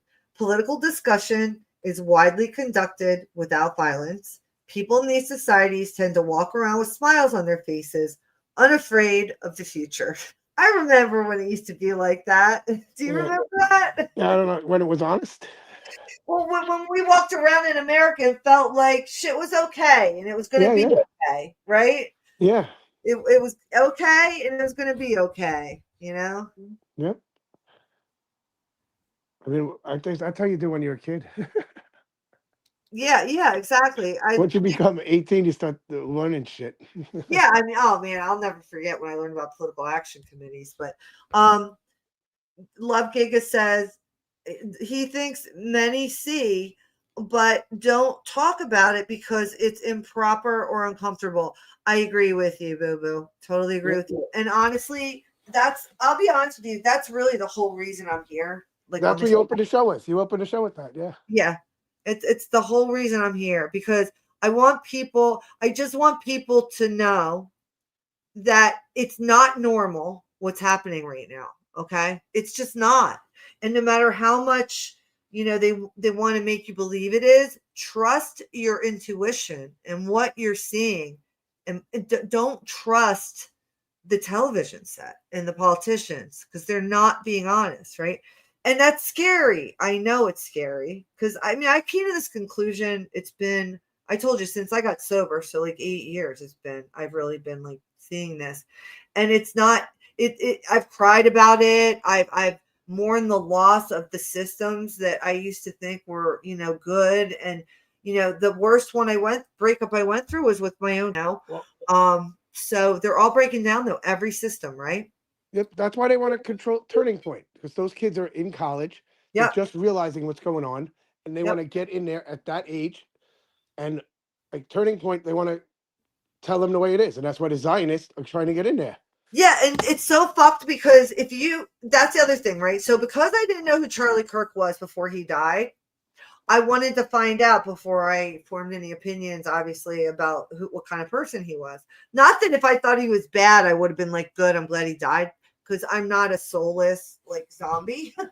But like, because I just want to know like what's going on, And I remember like every time I watched him debate, almost, I would say at least 50, maybe 60% of the time, people's opinions. Yeah, exactly. Yeah. Right? He was making so much progress because the debate, no matter how nasty they came in, and this is what I'm telling you, like I really learned to do, I think, pretty well. I'm not perfect and I'm still trying to get better, but it's one of the things I learned to do, which was not like you see a lot of these kids, and it's because they're young that they're doing it, because I did it too. They're all hyped up, they're shaking, they're really angry. They think they have this great point, and Charlie listens to them patiently, doesn't roll his eyes, doesn't show any contempt with them, isn't sarcastic at all, and genuinely asks them questions to draw them out and make them think critically about the point they're making, which they never thought of before, by the way, because it was never challenged, because they're in an echo chamber, right? And he also asks him questions that make his narrative right too. Exactly, right? So Yep. and if he was wrong, I saw him say, like, I don't believe that that's true. This is what I believe, but maybe like there were things he just didn't have an opinion or didn't. And so he was a genuine person, whether he was one of these people that was programmed, whatever, I don't know, but he was genuinely not causing any harm, and he was doing it exactly where he needed to do it. He's the reason for Trump's big support, right? That they said. And you're right, they want to take it over, but when they take it over, if they have Ben Shapiro whining, nobody's going to want to go. You're exactly right. Right? What, Erica? You're going to listen to Erica? Yeah. Nobody wants to hear Erica. Listen, I was kind of disappointed because apparently Turning Point was near a college near me a few weeks back, but I found out afterwards. But it was nobody. I think it was you know what? I don't want to say who was there because I don't remember. But I would have gone just to like check it out or whatever. But like with when Tucker Carlson said he was going to do it, and when Megyn Kelly said, I would go listen to them, right? Or if they had someone else like a Charlie Kirk. But I'm not going to go listen to these other people. They're not saying anything interesting or challenging to these kids. It's just. What do you think? Can you hear me? Mm-hmm. Oh, I didn't know if I got knocked out or something. Okay. No, you're there. I can hear you. Yeah. I'm sorry. What was the last thing you said? I'm just going to read about the societal collapse. Hold on for a minute. It says. Sorry, my phone went out for a second. I thought It's okay. no one else was hearing. No, it's totally cool. It's not. It's like genuinely not a big deal. All right. So it says. Let's see. All right. When a population. Wait, where is this? All right, so basically South Korea and Japan are in this like great stage right now. And I actually recently heard that Japan and Germany are like two of the best places to live right now. I don't know if that's true. All right, so anyway, when a population is at this level, they will not vote for extremist parties, and the average citizen will hold a lot of faith in what they read in the newspapers and in the proclamation of government. Political discussion is widely conducted without violence. Okay, so we went through this. All right. Now, Europe was at this level until the turn of the century, when a combination of pressure from business interests looking for cheap labor and Marxist ideologues looking to destroy the nation state for the sake of a command structure led to mass importation of Africans and Muslims. Many European states did not need minimum wage laws then because solidarity was so high. Do you remember when Europe was like that? Because I do, because I visited it when it was like that. And it's so sad what France has become. It makes me cry, honestly, and I have cried about it, especially when they put the church on fire, when that church was burning. Yes. I lived in London for 3 months back in 97. Uh-huh. Yeah. That's so interesting. Yes, definitely. And it's probably so different now. Like, I'm sure you see, did people get arrested in London now for misgendering someone on Facebook, and they could go into prison for up to 3 months for that. And yeah, that's real, definitely. right? They want to try and do that here. Yeah, they do. They sure do. With their hate laws, we do not need any hate laws. First of all, you already know how I feel about laws. I feel like no, we don't need laws anyway. Laws are only made And to that's why divide. Netanyahu's getting into TikTok. What's up? Netanyahu, that's why he wants into TikTok. Yeah, exactly. Yeah, exactly.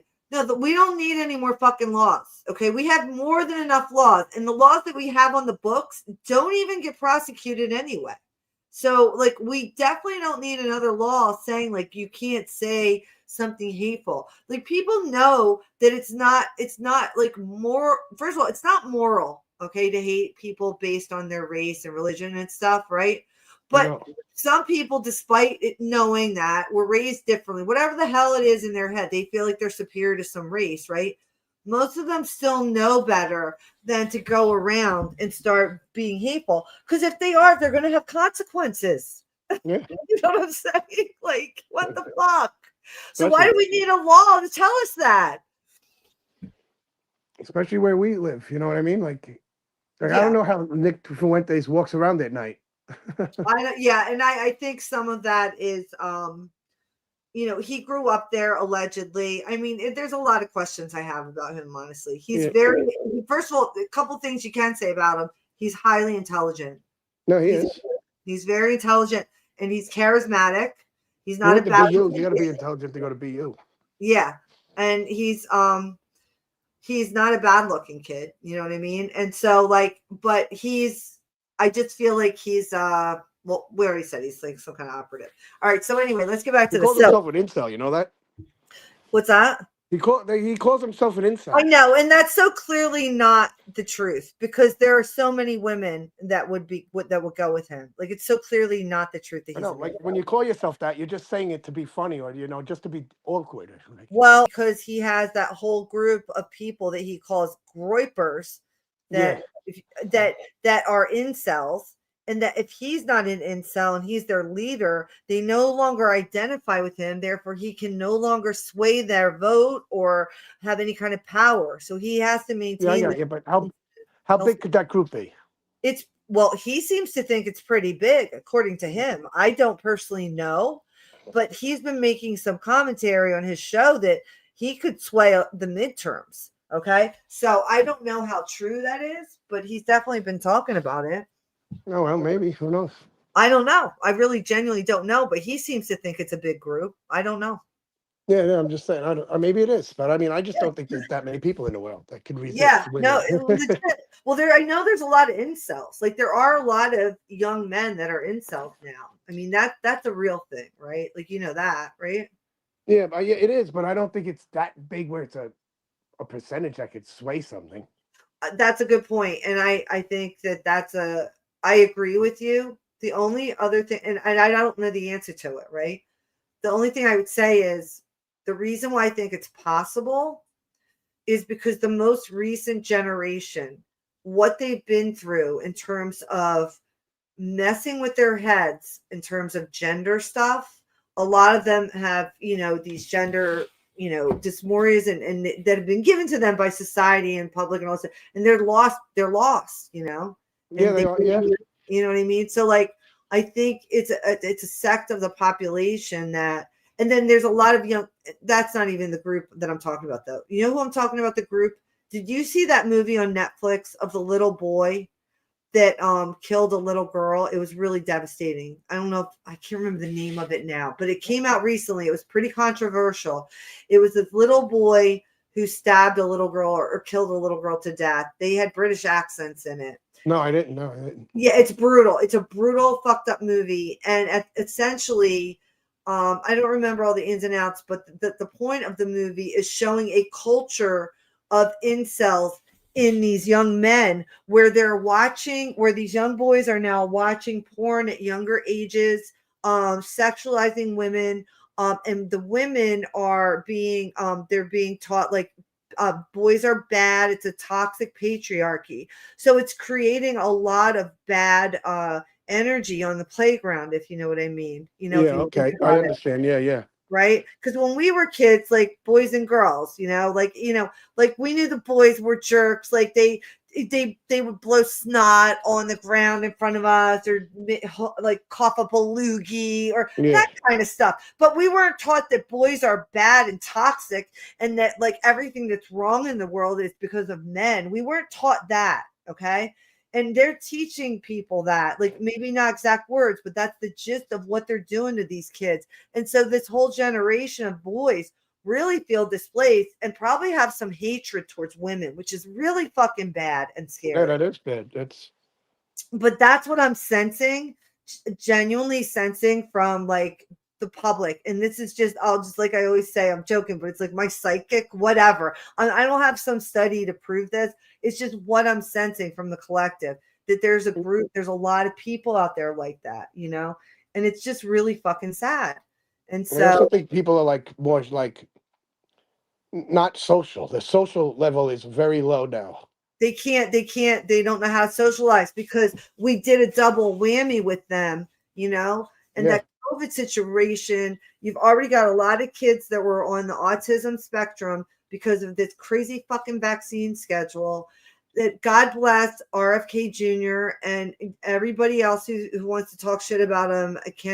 I don't even have anything to say that I could care less. RFK Jr. could be the devil in any other hat, but when it comes to this shit, he's a godsend. He's doing the right thing here with these vaccines. No, it's definitely, and it's proven. Yeah, it is proven. And people, I heard this doctor the other day talking about how it's dangerous and this and that, and I'm like, I really can't. The tolerance for that level of bullshit right now, like where I'm at, I don't have it. I don't have any tolerance for that. Like I genuinely don't, because that same doctor who was talking about it, I was listening to somebody. You might have heard him say the same thing, but like, oh, I know. The guy was like, your doctor's going to tell you to get the pneumonia shot, right? And he said, and this guy's a doctor too, that was saying this. His name is Dr. Sunil Patel. I love him. He's so good. He's like, I was waiting with a family member, and I overheard a doctor telling a patient's, a patient's husband, that the reason that they were so sick is that they didn't get the pneumonia vaccine, and that could have really saved a lot and saved them or whatever. I was so pissed off by that. And I would have been pissed off too, because number one, if you look at the statistics for the pneumonia vaccine, it's demonstrably false what the doctor said to the patient. But doctors are trained to believe this shit and not question it. And I was the same way. I'm not a doctor, I'm a PA, but a similar system, trained to believe this without questioning it. I fully admit I was brainwashed by it. But once I woke up and looked at it, I never went back. Okay. But there's so many doctors that are still just fully immersed in this shit. Okay. And if you ask them a question, like the next time they try to make you get a vaccine, ask them a question like, how many people need to be vaccinated in order to save one life from this vaccine? Ask them that question. They should be able to answer it if they're going to push a vaccine. I went to the doctors today. They gave me a COVID test and a flu test. Oh, fuck. I never heard of a flu test. No, you can do a flu test. I've done them before, and I rarely did them when I was practicing urgent care. And the reason why is this. When I'll tell you if you have the flu. This is the symptoms of the flu, and I'll tell you how to differentiate it. And the only reason I ever did a flu test in the office was if the patient was like around like a newborn or person, and I wanted to verify it so that I could say you definitely have the flu, so you definitely want to like stay away from like, people that could get really sick from this, like for the next 24 hours, whatever it was, you know what I mean? But outside of that, like there's generally no reason to test people for the fucking flu or COVID, because it doesn't matter. You're not going to do anything different because they didn't do anything different based on what they found out, right? No, she asked me, what do you want? What do you take? I was like, amoxicillin. She's like, okay. And that is the shittiest experience, genuinely, especially because like a lot of I'm not trying to and I know you already know that, right? But like the reality is like, amoxicillin doesn't treat viruses at all. It's an antibiotic. If you didn't know, we probably did, but it does not treat a virus, period. End of story. And so it will do absolutely fucking nothing for if you do. Well, she said I was negative on both of those. That's good. It still probably won't do anything because it's still probably a cold, which is a virus. Yeah, But that's what I know. Yeah, that's what I'm yeah. saying. And so what I recommend for people typically is I ask them, once I did, well, first of all, here's the thing. This is the flu. Okay. This is how you know if you have the flu. Okay. You know you have the flu if you remember around what time and where you were when the symptoms started. The flu is always like that. The flu is like, yeah, I remember I got this chill or I got this tickle in the back of my throat or where the fuck it was. And it was last night at 6:00 when we left the restaurant. And that's when it all started. That's what the flu, that's one clue that you have the flu. Okay. Because colds don't act like that. Colds are kind of like you have them for a couple days. You don't really know what's going on. Eventually, like, I think I have a cold. That's a cold. But a flu is like, that shit came on at 7:00 last night. Okay. And that's it. Another thing when you have the flu is you're extraordinarily achy. Like your whole body is fucking achy. Like everything. Like you did like a major workout and like your whole body is achy the next day.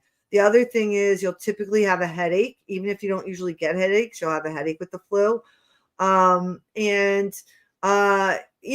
respiratory symptoms are, here or there. Some people get like, a cough, congestion, runny nose, all that kind of stuff. But yeah, that's the flu and it'll knock you out. You'll feel like you're going to die when you get the flu. I lost my voice. So laryngitis is pretty common viral infection. And that's not uncommon.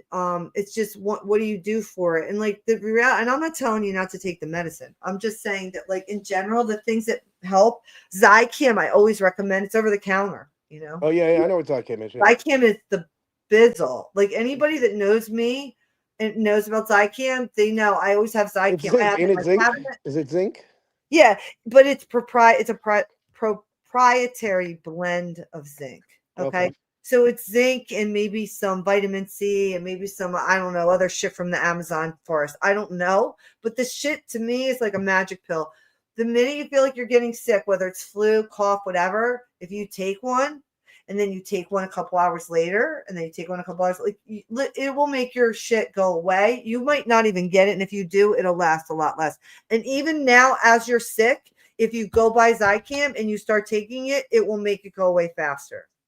Okay. It genuinely is that good, and it's just you buy it over the counter. It's not a medicine. Yeah, no, I know. I used to have it. I ran out of it. Yeah, to me, it's like one of the greatest things. Yeah. Oh, she says there's this lady on YouTube who is CIA, and she talks about how they recruit and how they want charisma and talent. I totally believe that. Totally believe that. Clive says, stay thin, get parasites, stay in the life of G, stay in the life. Absolutely. Oh, I take, what should I call it? What do I take? Moringa for parasites. Oh, is that what it is? Yeah, I was reading some stuff. That's what I've been taking. Yeah, I don't even know what that is, man. I don't know. I seen a thing on there. It's like, so an ad that they put I can show your stomach with all parasites in it. I'm like, yeah, be careful. I don't know what it is. I'm just gonna tell you, this is my medical brain, so I have to say it. Just be careful with some of that stuff. Whether it works or not, I don't know. You just don't want it to harm you. And there's yeah. I'm not implying that you don't have intelligence to figure that out. I just get worried when people tell me that. Yeah, I hear it. All right, cool. Thanks, Eric. Well, I looked up what's in it. Good, yeah, and it's probably fine. And when I take something, I take it for like a month or two, and then Yeah, no, and that makes sense. I always do my PA thing because it's my nature. I guess that's. No, I appreciate that. Yeah, and then I just tell people it, and then they can take it or leave it. Like they don't, because I'm not their PA. I'm not treating them, but I try to like educate people on a lot of the stuff that genuinely you can take care of yourself and you don't need the doctor for. And I feel like we've been taught to be over reliant on these doctors and stuff, and we've been taught to like not understand how to heal our own bodies and not recognize what the symptoms actually mean. Like there's a reason why these things happen. It's not, amoxicillin doesn't cure everything, or like here's another example. Okay. Here, I know this stream is like all over the place, but whatever. But here's another example, like strep throat, right? Like everyone is like, I got strep throat, right? I got a strep throat, whatever. But the reality is this: the age to get strep throat, okay, is in your when you're a child, like when you're maybe it's not when you're a baby because you don't even develop your tonsils by then, but probably like when you're in like elementary, middle school age ish, and maybe even a little high school, college ish. But after that, like 60-year-old people are not getting strep throat. Okay. They're just not. Statistically speaking, they're just not getting strep throat.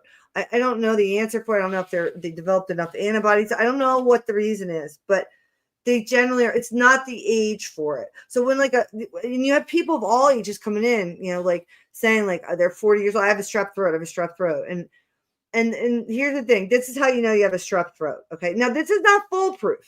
Okay. This is not foolproof by any means, but it's backed by my own experience and also by literature, that we study when we do this stuff.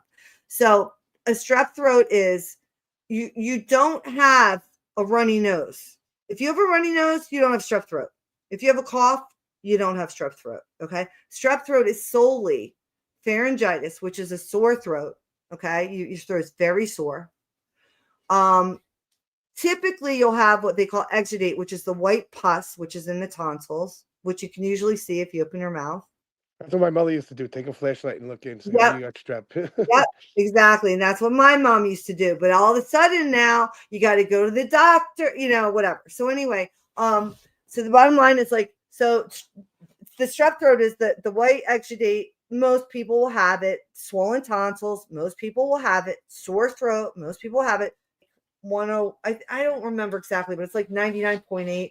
And lymphadenopathy, cervical lymphadenopathy, which is basically swollen lymph nodes. That's like the lay term, Swollen glands, right? Right. Yes.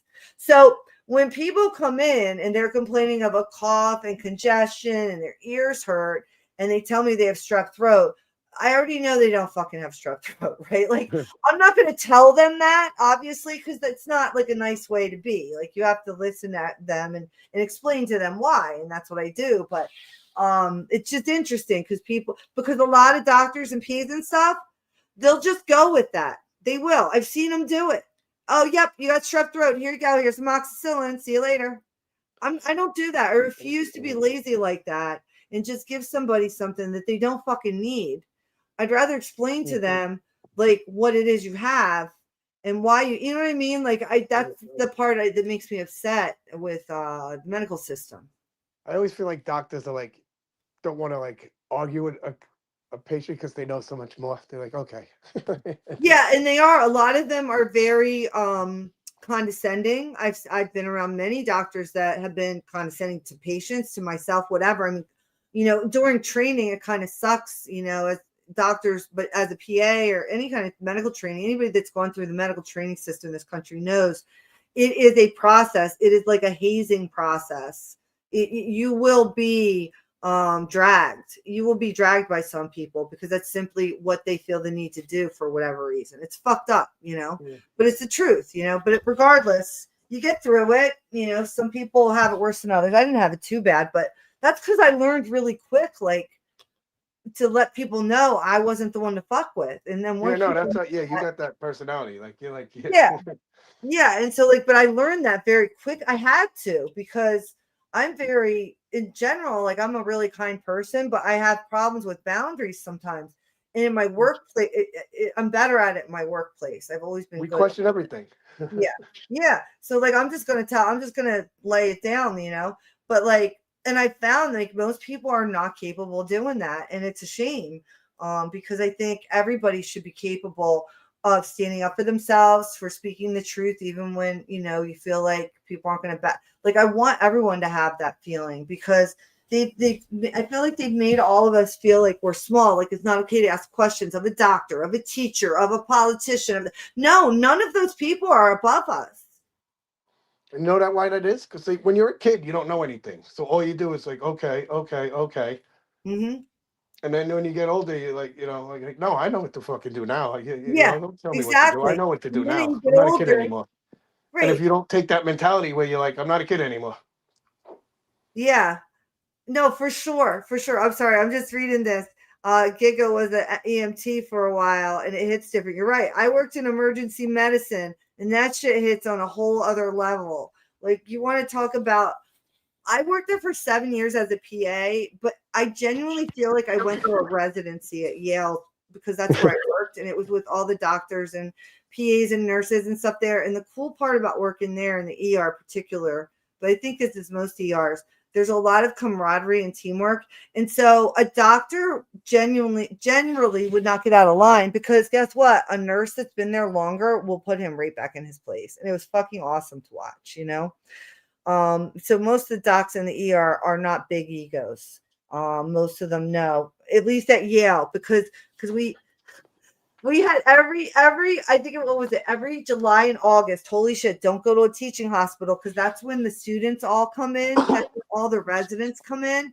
They're all new and shit, the interns.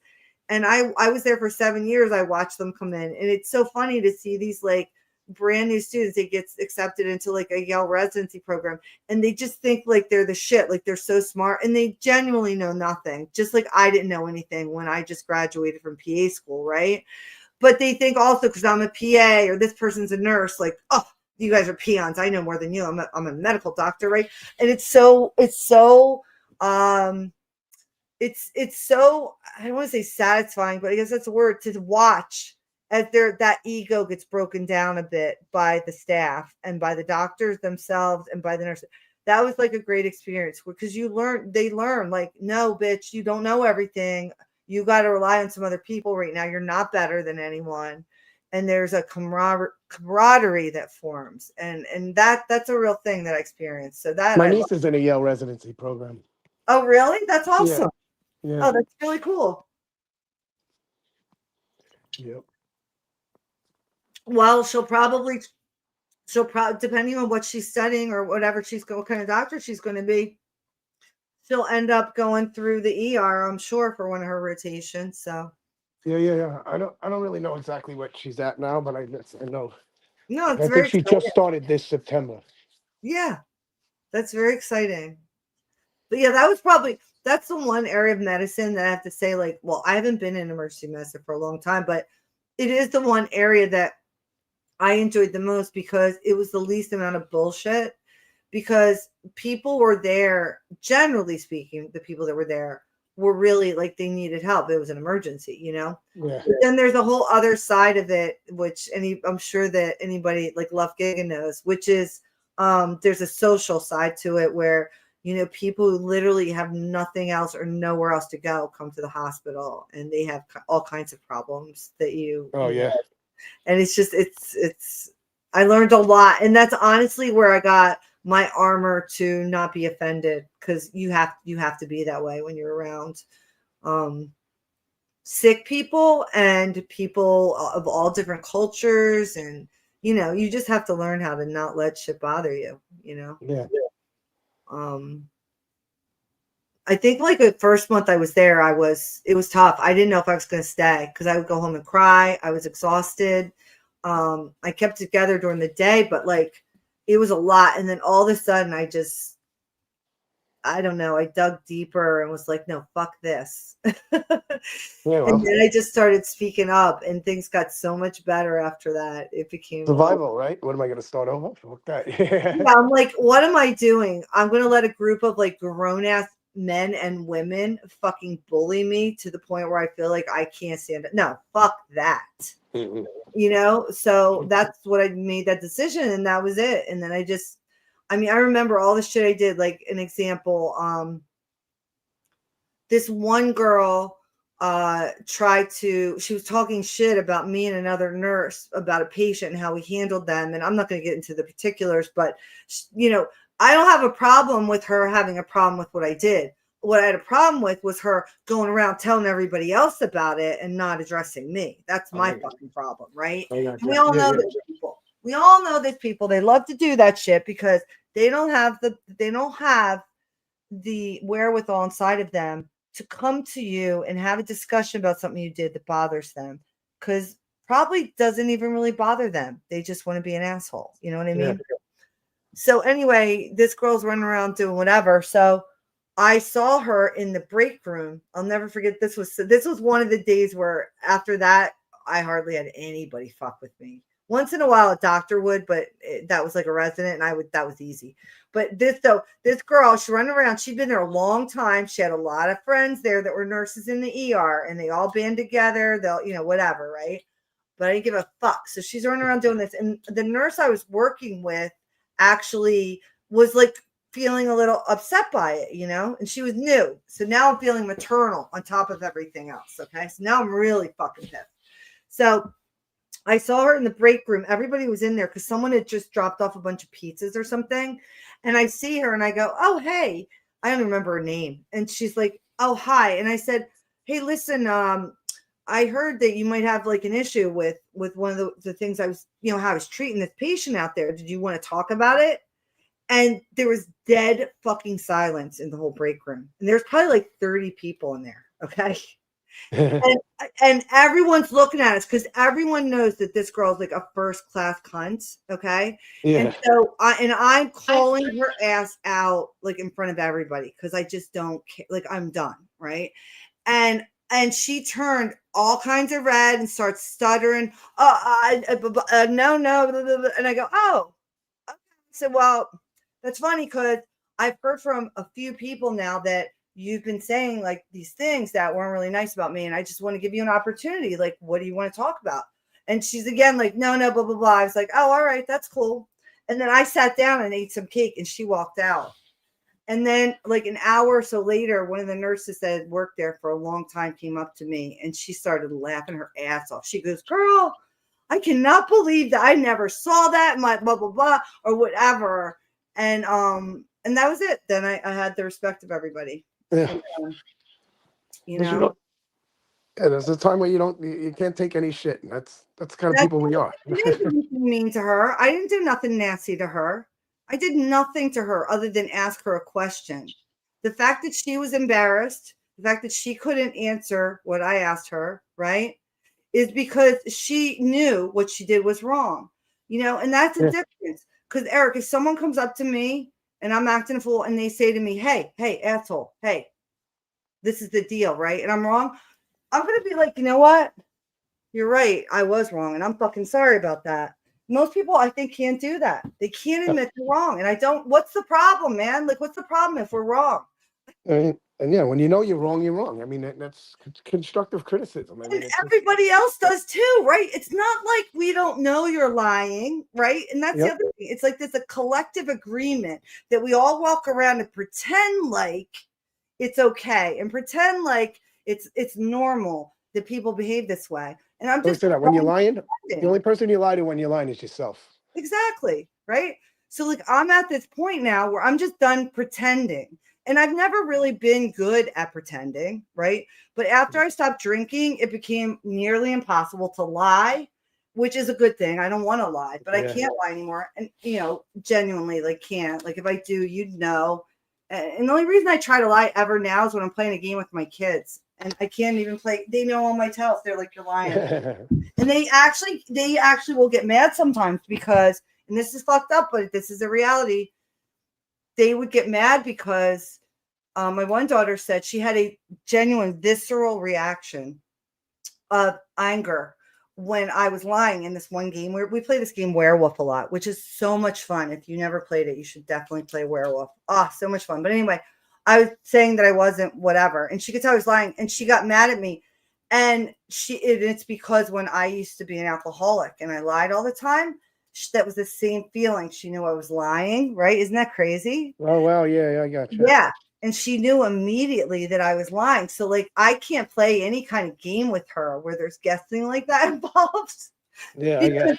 They know viscerally, they get a reaction. And that's what I'm saying is like, because I'm not an addict. I don't lie. There's no reason for me to lie.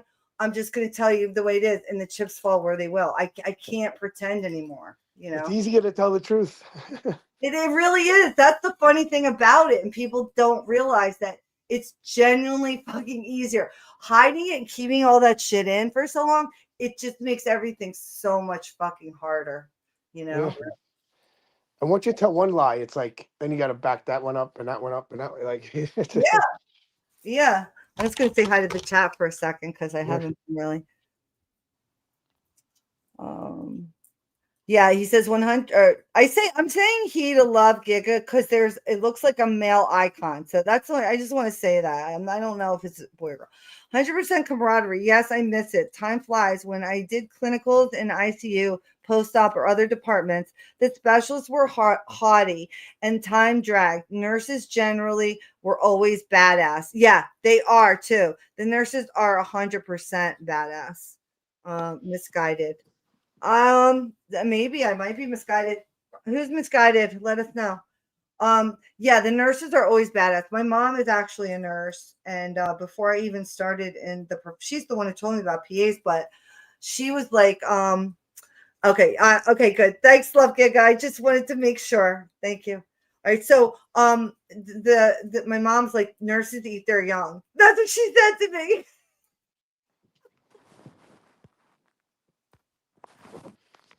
And I'm like, nurses eat their young? And she's like, yes, they don't treat the younger nurses very well. They kind of haze them, and they do. And I saw it in the ER. But the nurses that are like me, that got a backbone real fast and was like, who the fuck do you think you're talking to? Type shit, right? They'll step back. You're forced to, especially in a hospital situation. I guess this is in any situation, in any institution where there's like this hierarchy and there's these roles and stuff. You really do have to be very sure of yourself. At least that's what I found in order to operate in those places, because you're dealing with so many different egos and intentions, and then there's chaos because it's emergency, but you have to make sure it's organized. You know what I mean? So it's a lot. And it's a tough job. You need confidence. Yeah. Yeah. And so the thing about it, though, I guess what I'm really trying to say is I really learned a lot from it.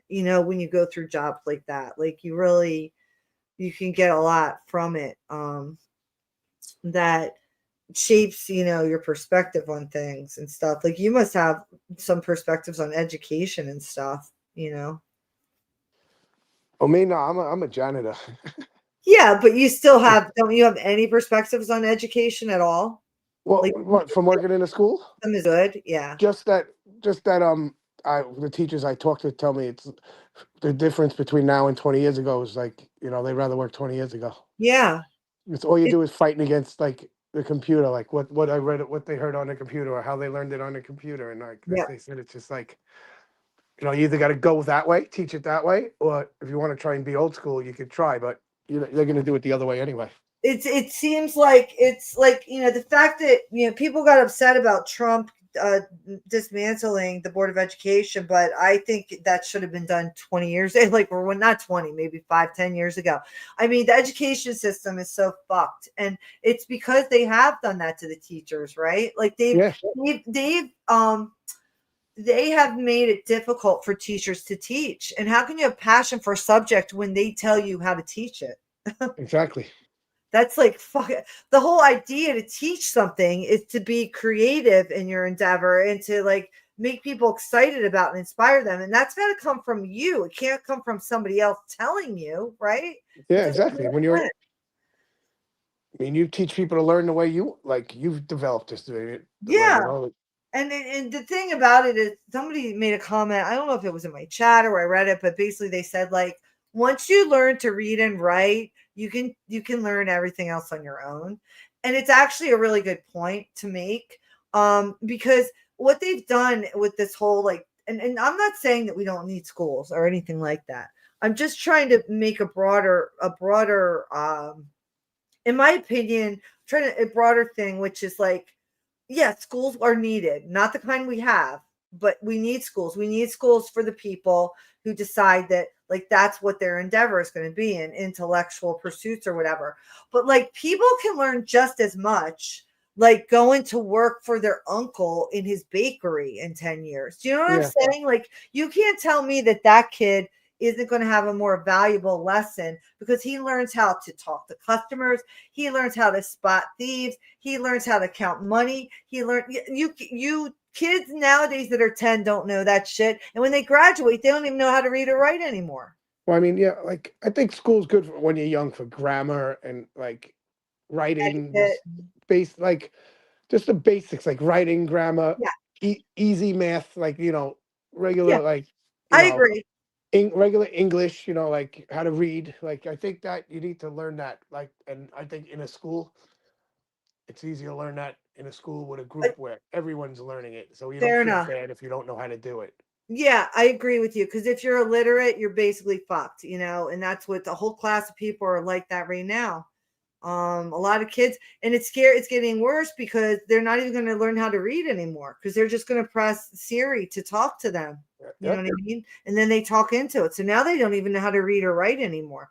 I mean, that's where it's going. That's what I see happening. And that's not where I mean, I'm not saying, next year, but I'm just saying it's I mean, a lot of teachers are quitting. I see the other thing I noticed is a lot of female teachers taking advantage of young boys. Yeah. Have you noticed that? Oh yeah, big time. Yeah, that's a thing. Mm-hmm. And I find that highly, highly disturbing. And I don't know what it is. Like, is it like, can they not have children? Like, I don't like. That's what is it like? What triggers that? Like, and I personally think it's the pornography industry. could be. I mean, but like, I don't. That's No, why I don't. you know why I think it's the pornography industry? Because first of all, I have very strong feelings about pornography, and they're different than what they used to be. Like when I was younger, growing up or whatever, I was just kind of like, whatever, like pornography, like whatever, like people watch it, put it on, whatever, right? Or somebody went to a strip club, whatever. And that's still generally how I feel about most things. But pornography is not what it was when I was a kid. Pornography is very different nowadays than it used to be. And it's actually pretty fucking disgusting. It's more sophisticated. You're right. But it's even more than that, Eric. I've seen choices for pornography of like making yourself into a creature and the woman like this tiny little thing, and then you know what I'm saying? Like, Yeah. It's like, okay, you're making yourself a beast so that you can have intercourse with some woman that looks like a little elf. Like that's a fucking warped way. That is, like, okay, and what I'm trying to say is you can't tell me that shit is not affecting the psyche of men that watch that shit. Okay, they might not think it is, but it is. Okay, that's demonic shit. Okay, people should know that is pure demonic shit. You make yourself look like a demon so you can have sex with a little, like a person that looks like a little girl. That's very sick. And that's not the only thing. I think the other ones they have on there, they always have like like teacher seduces young student, doctor. What's going to happen next? Doctors are going to start doing it because it's fucking porn industry. Doctors are doing it already. Yeah, exactly. That's what I'm saying. Like it's just it's too much. And I'm not one for saying like don't have porn and you can't be perverted or whatever. I'm not. But look where it started with the church. The church started a lot of it. It did. You know what it is? This is what my concern is. It's not even necessarily what the porn is. It's the age at which the access to the porn is. That's the problem. And it's creating, it makes me actually sad and sick at the same time that there are children that aren't being supervised properly by their parents that have access to this stuff. And that they've got hormones. And so what are you supposed to do? How's it even their fault at that point? Like, that's what pisses me off about all this. Like this Anna Kepner case, right? Yeah. Like this kid who killed her. I feel bad for him too. Okay. Like, I don't think he is a monster. I am angry at his fucking parents. I'm not, he's 16 years old. And if they try him as an adult, I'm going to be even more upset. I think the parents are going to get in trouble. I hope they do. And they should. They should. We didn't get his meds. Yeah. Like, and here's the thing too, like, even if they had given him his meds, right? Even if they gave him his meds, I still think they should get in trouble because I don't think it's okay that you had them. They're like, they're right across the hall, right?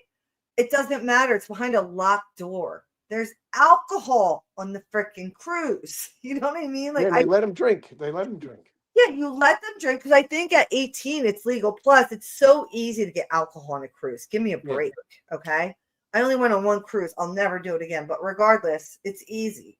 And she's a pretty girl or whatever. And then this kid who's got some kind of problems, it is irresponsible of his parents to have let him be in a room with his stepsister. That's irresponsible. I find it the parents' fault completely.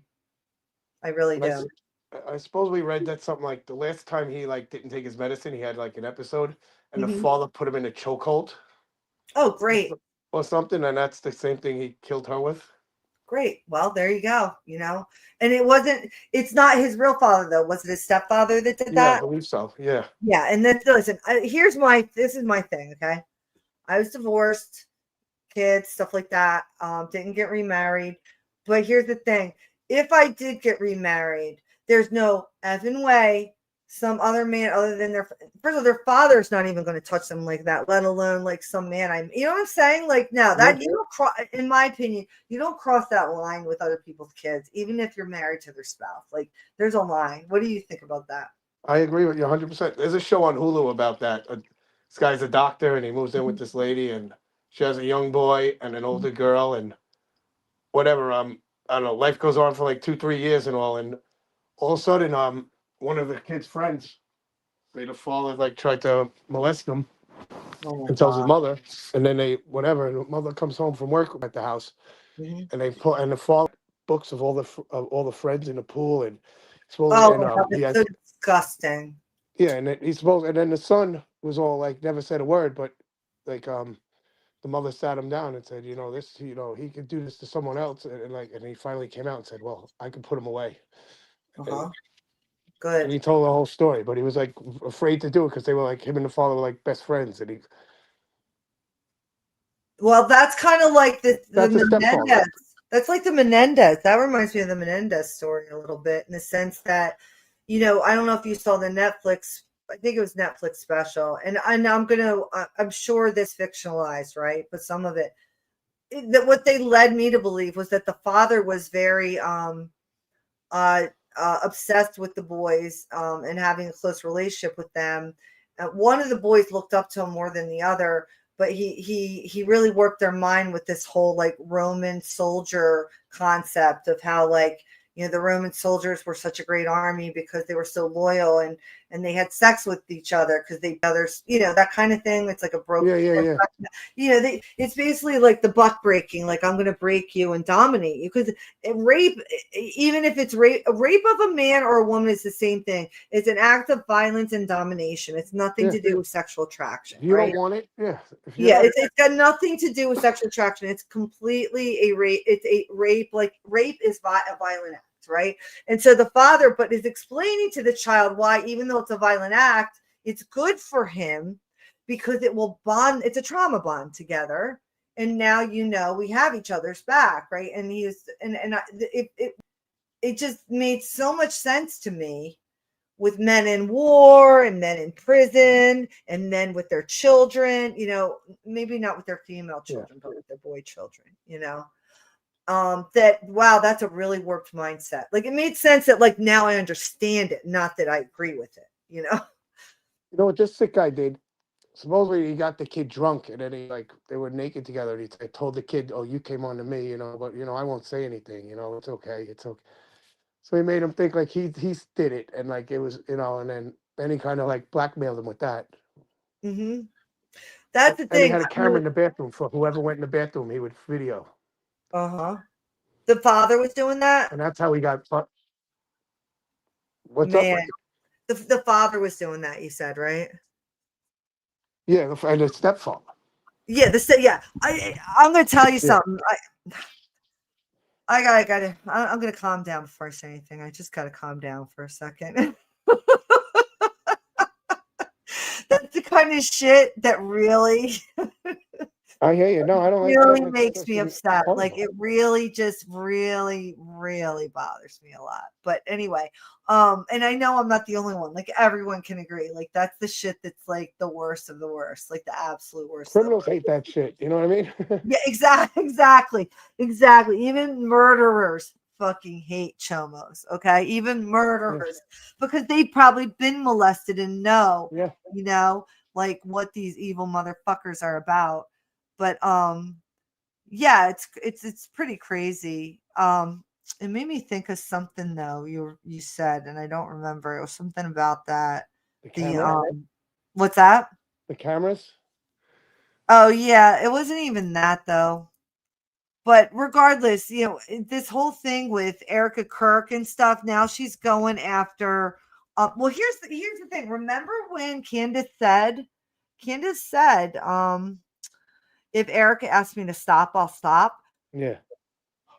Well, I mean, I don't know. It sounds like maybe she's asking her to stop. What do you think? Yeah, but I mean, I don't know. I mean, stop means call her up and say stop. Like that's the way agree. I think Candace will take it. Like, I think she 100%. has. Like Candace took it as a challenge. I agree. I 100% agree with you. I just want to say hi to Sipping On. What's up, family? So yes, I agree with you. I personally, I asked you that because I think there is a way you can look at it. People can look at that differently, right? Some Yeah, people look at that and say she is asking Candace to stop. I don't look at it that way either. I look at it as if you want Candace to stop, the way to do that would be to reach out her privately because you have the means to do that. And this is probably more of a private matter, you know? This is 3 months too. You could have did yeah. this months Yeah, ago. exactly. And I also think that to do it that way is disrespectful. And that ultimately, I think that's what that is, was disrespectful. And the reason I think that is because she went on there, used her emotions, crying it up, trying to gain sympathy points, said what she said, but was not, does not respect Candace Owens enough or herself really enough to like stand up and like genuinely call her out if she's really upset. Because if that was my husband and Candace Owens was pulling some shit like this and I thought she was just pulling shit to make money, oh, I would definitely say something, you know, and it wouldn't be what Erica Kirk is saying. I mean, I just think, I mean, when you know you're involved, like that's in my opinion, like you kept quiet, and now she's trying to. She can't keep quiet anymore. Oh, don't mess with my family. This is my turning point family. You come after them, now you come after me. Yeah. Too Oh shit, late for that's that. hilarious.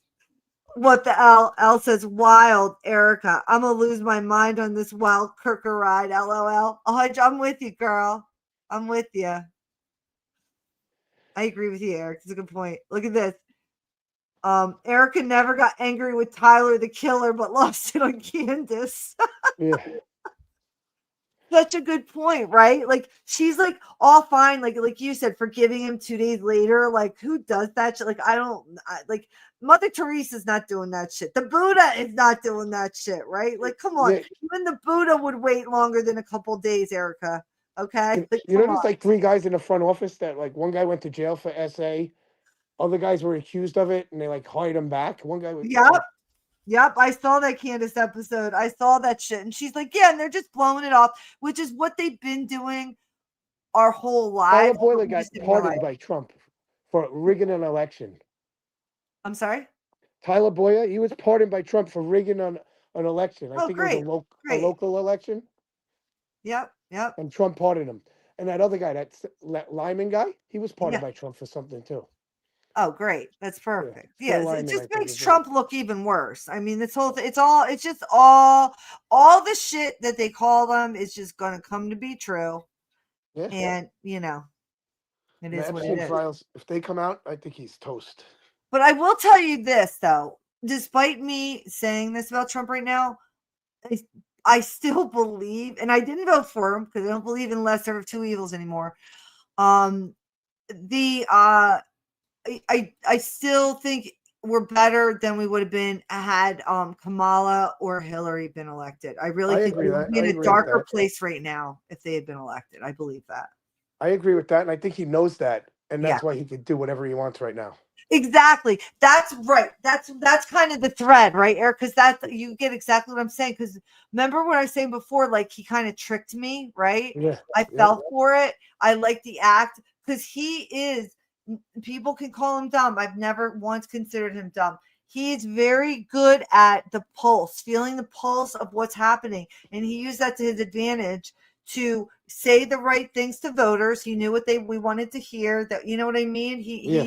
He was able to tap into all of that, but the midterms don't mean shit to him. No, he could give two fucks about the midterms. I know. You know These what people I are mean? talking about the midterms. They don't mean shit to him. I know, and that's why I was laughing my ass off about Tim Pool and his what did she call it again? His estrogen induced she had such a great word for it. Damn it. Coma, right? Was it a coma? Not a coma.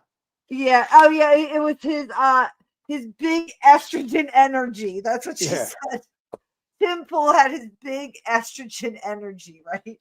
And I'm like, for sure. Like whenever I see a man behave like that, like Tim Pool, right? I'm like, yo, dude, like, yo, you are way too much in your feminine right now, buddy. Like, stop it. Like, women, this is what we do as women. We do the shit. Men should be more like, I don't know. I'm not trying to be an asshole, but you know what I'm saying. I agree. I don't think I was manly at all. I mean, I don't know. That's not the way I would. I thought it was that. Like, men, listen. I think men should be able to express their feelings. They should cry. They should be upset. All this other shit. But like, what he was doing was on another level. That was on some like perimenopause level, or like on the rag and ovulating level type shit, right? Yeah, he was totally. He's like, he called her a cunt. He called her a cunt, right? He called her a scumbag. Yeah. And then he said that it's her fault. And then he's like, we're out here getting fucking shot up. And she's making money off of this shit. Like, dude, that's exactly what you do, Tim Pool. Yeah. And I don't even think people believe you got shot up anymore, you dummy. Yo, some guy called up the police department and they said they didn't get a report. I saw it. People are on to this shit now. People, and then today he came out and said they called the wrong police department, like a little bitch. Oh, yeah, right. Bullshit. The one cop then said, look, remember he looked up he's like, I just looked it up in the system. Tim Pool is called, whatever. It's like, and that guy was just like, he was like a YouTuber, TikToker, right? That's how lazy they've become with their bullshit. Yeah.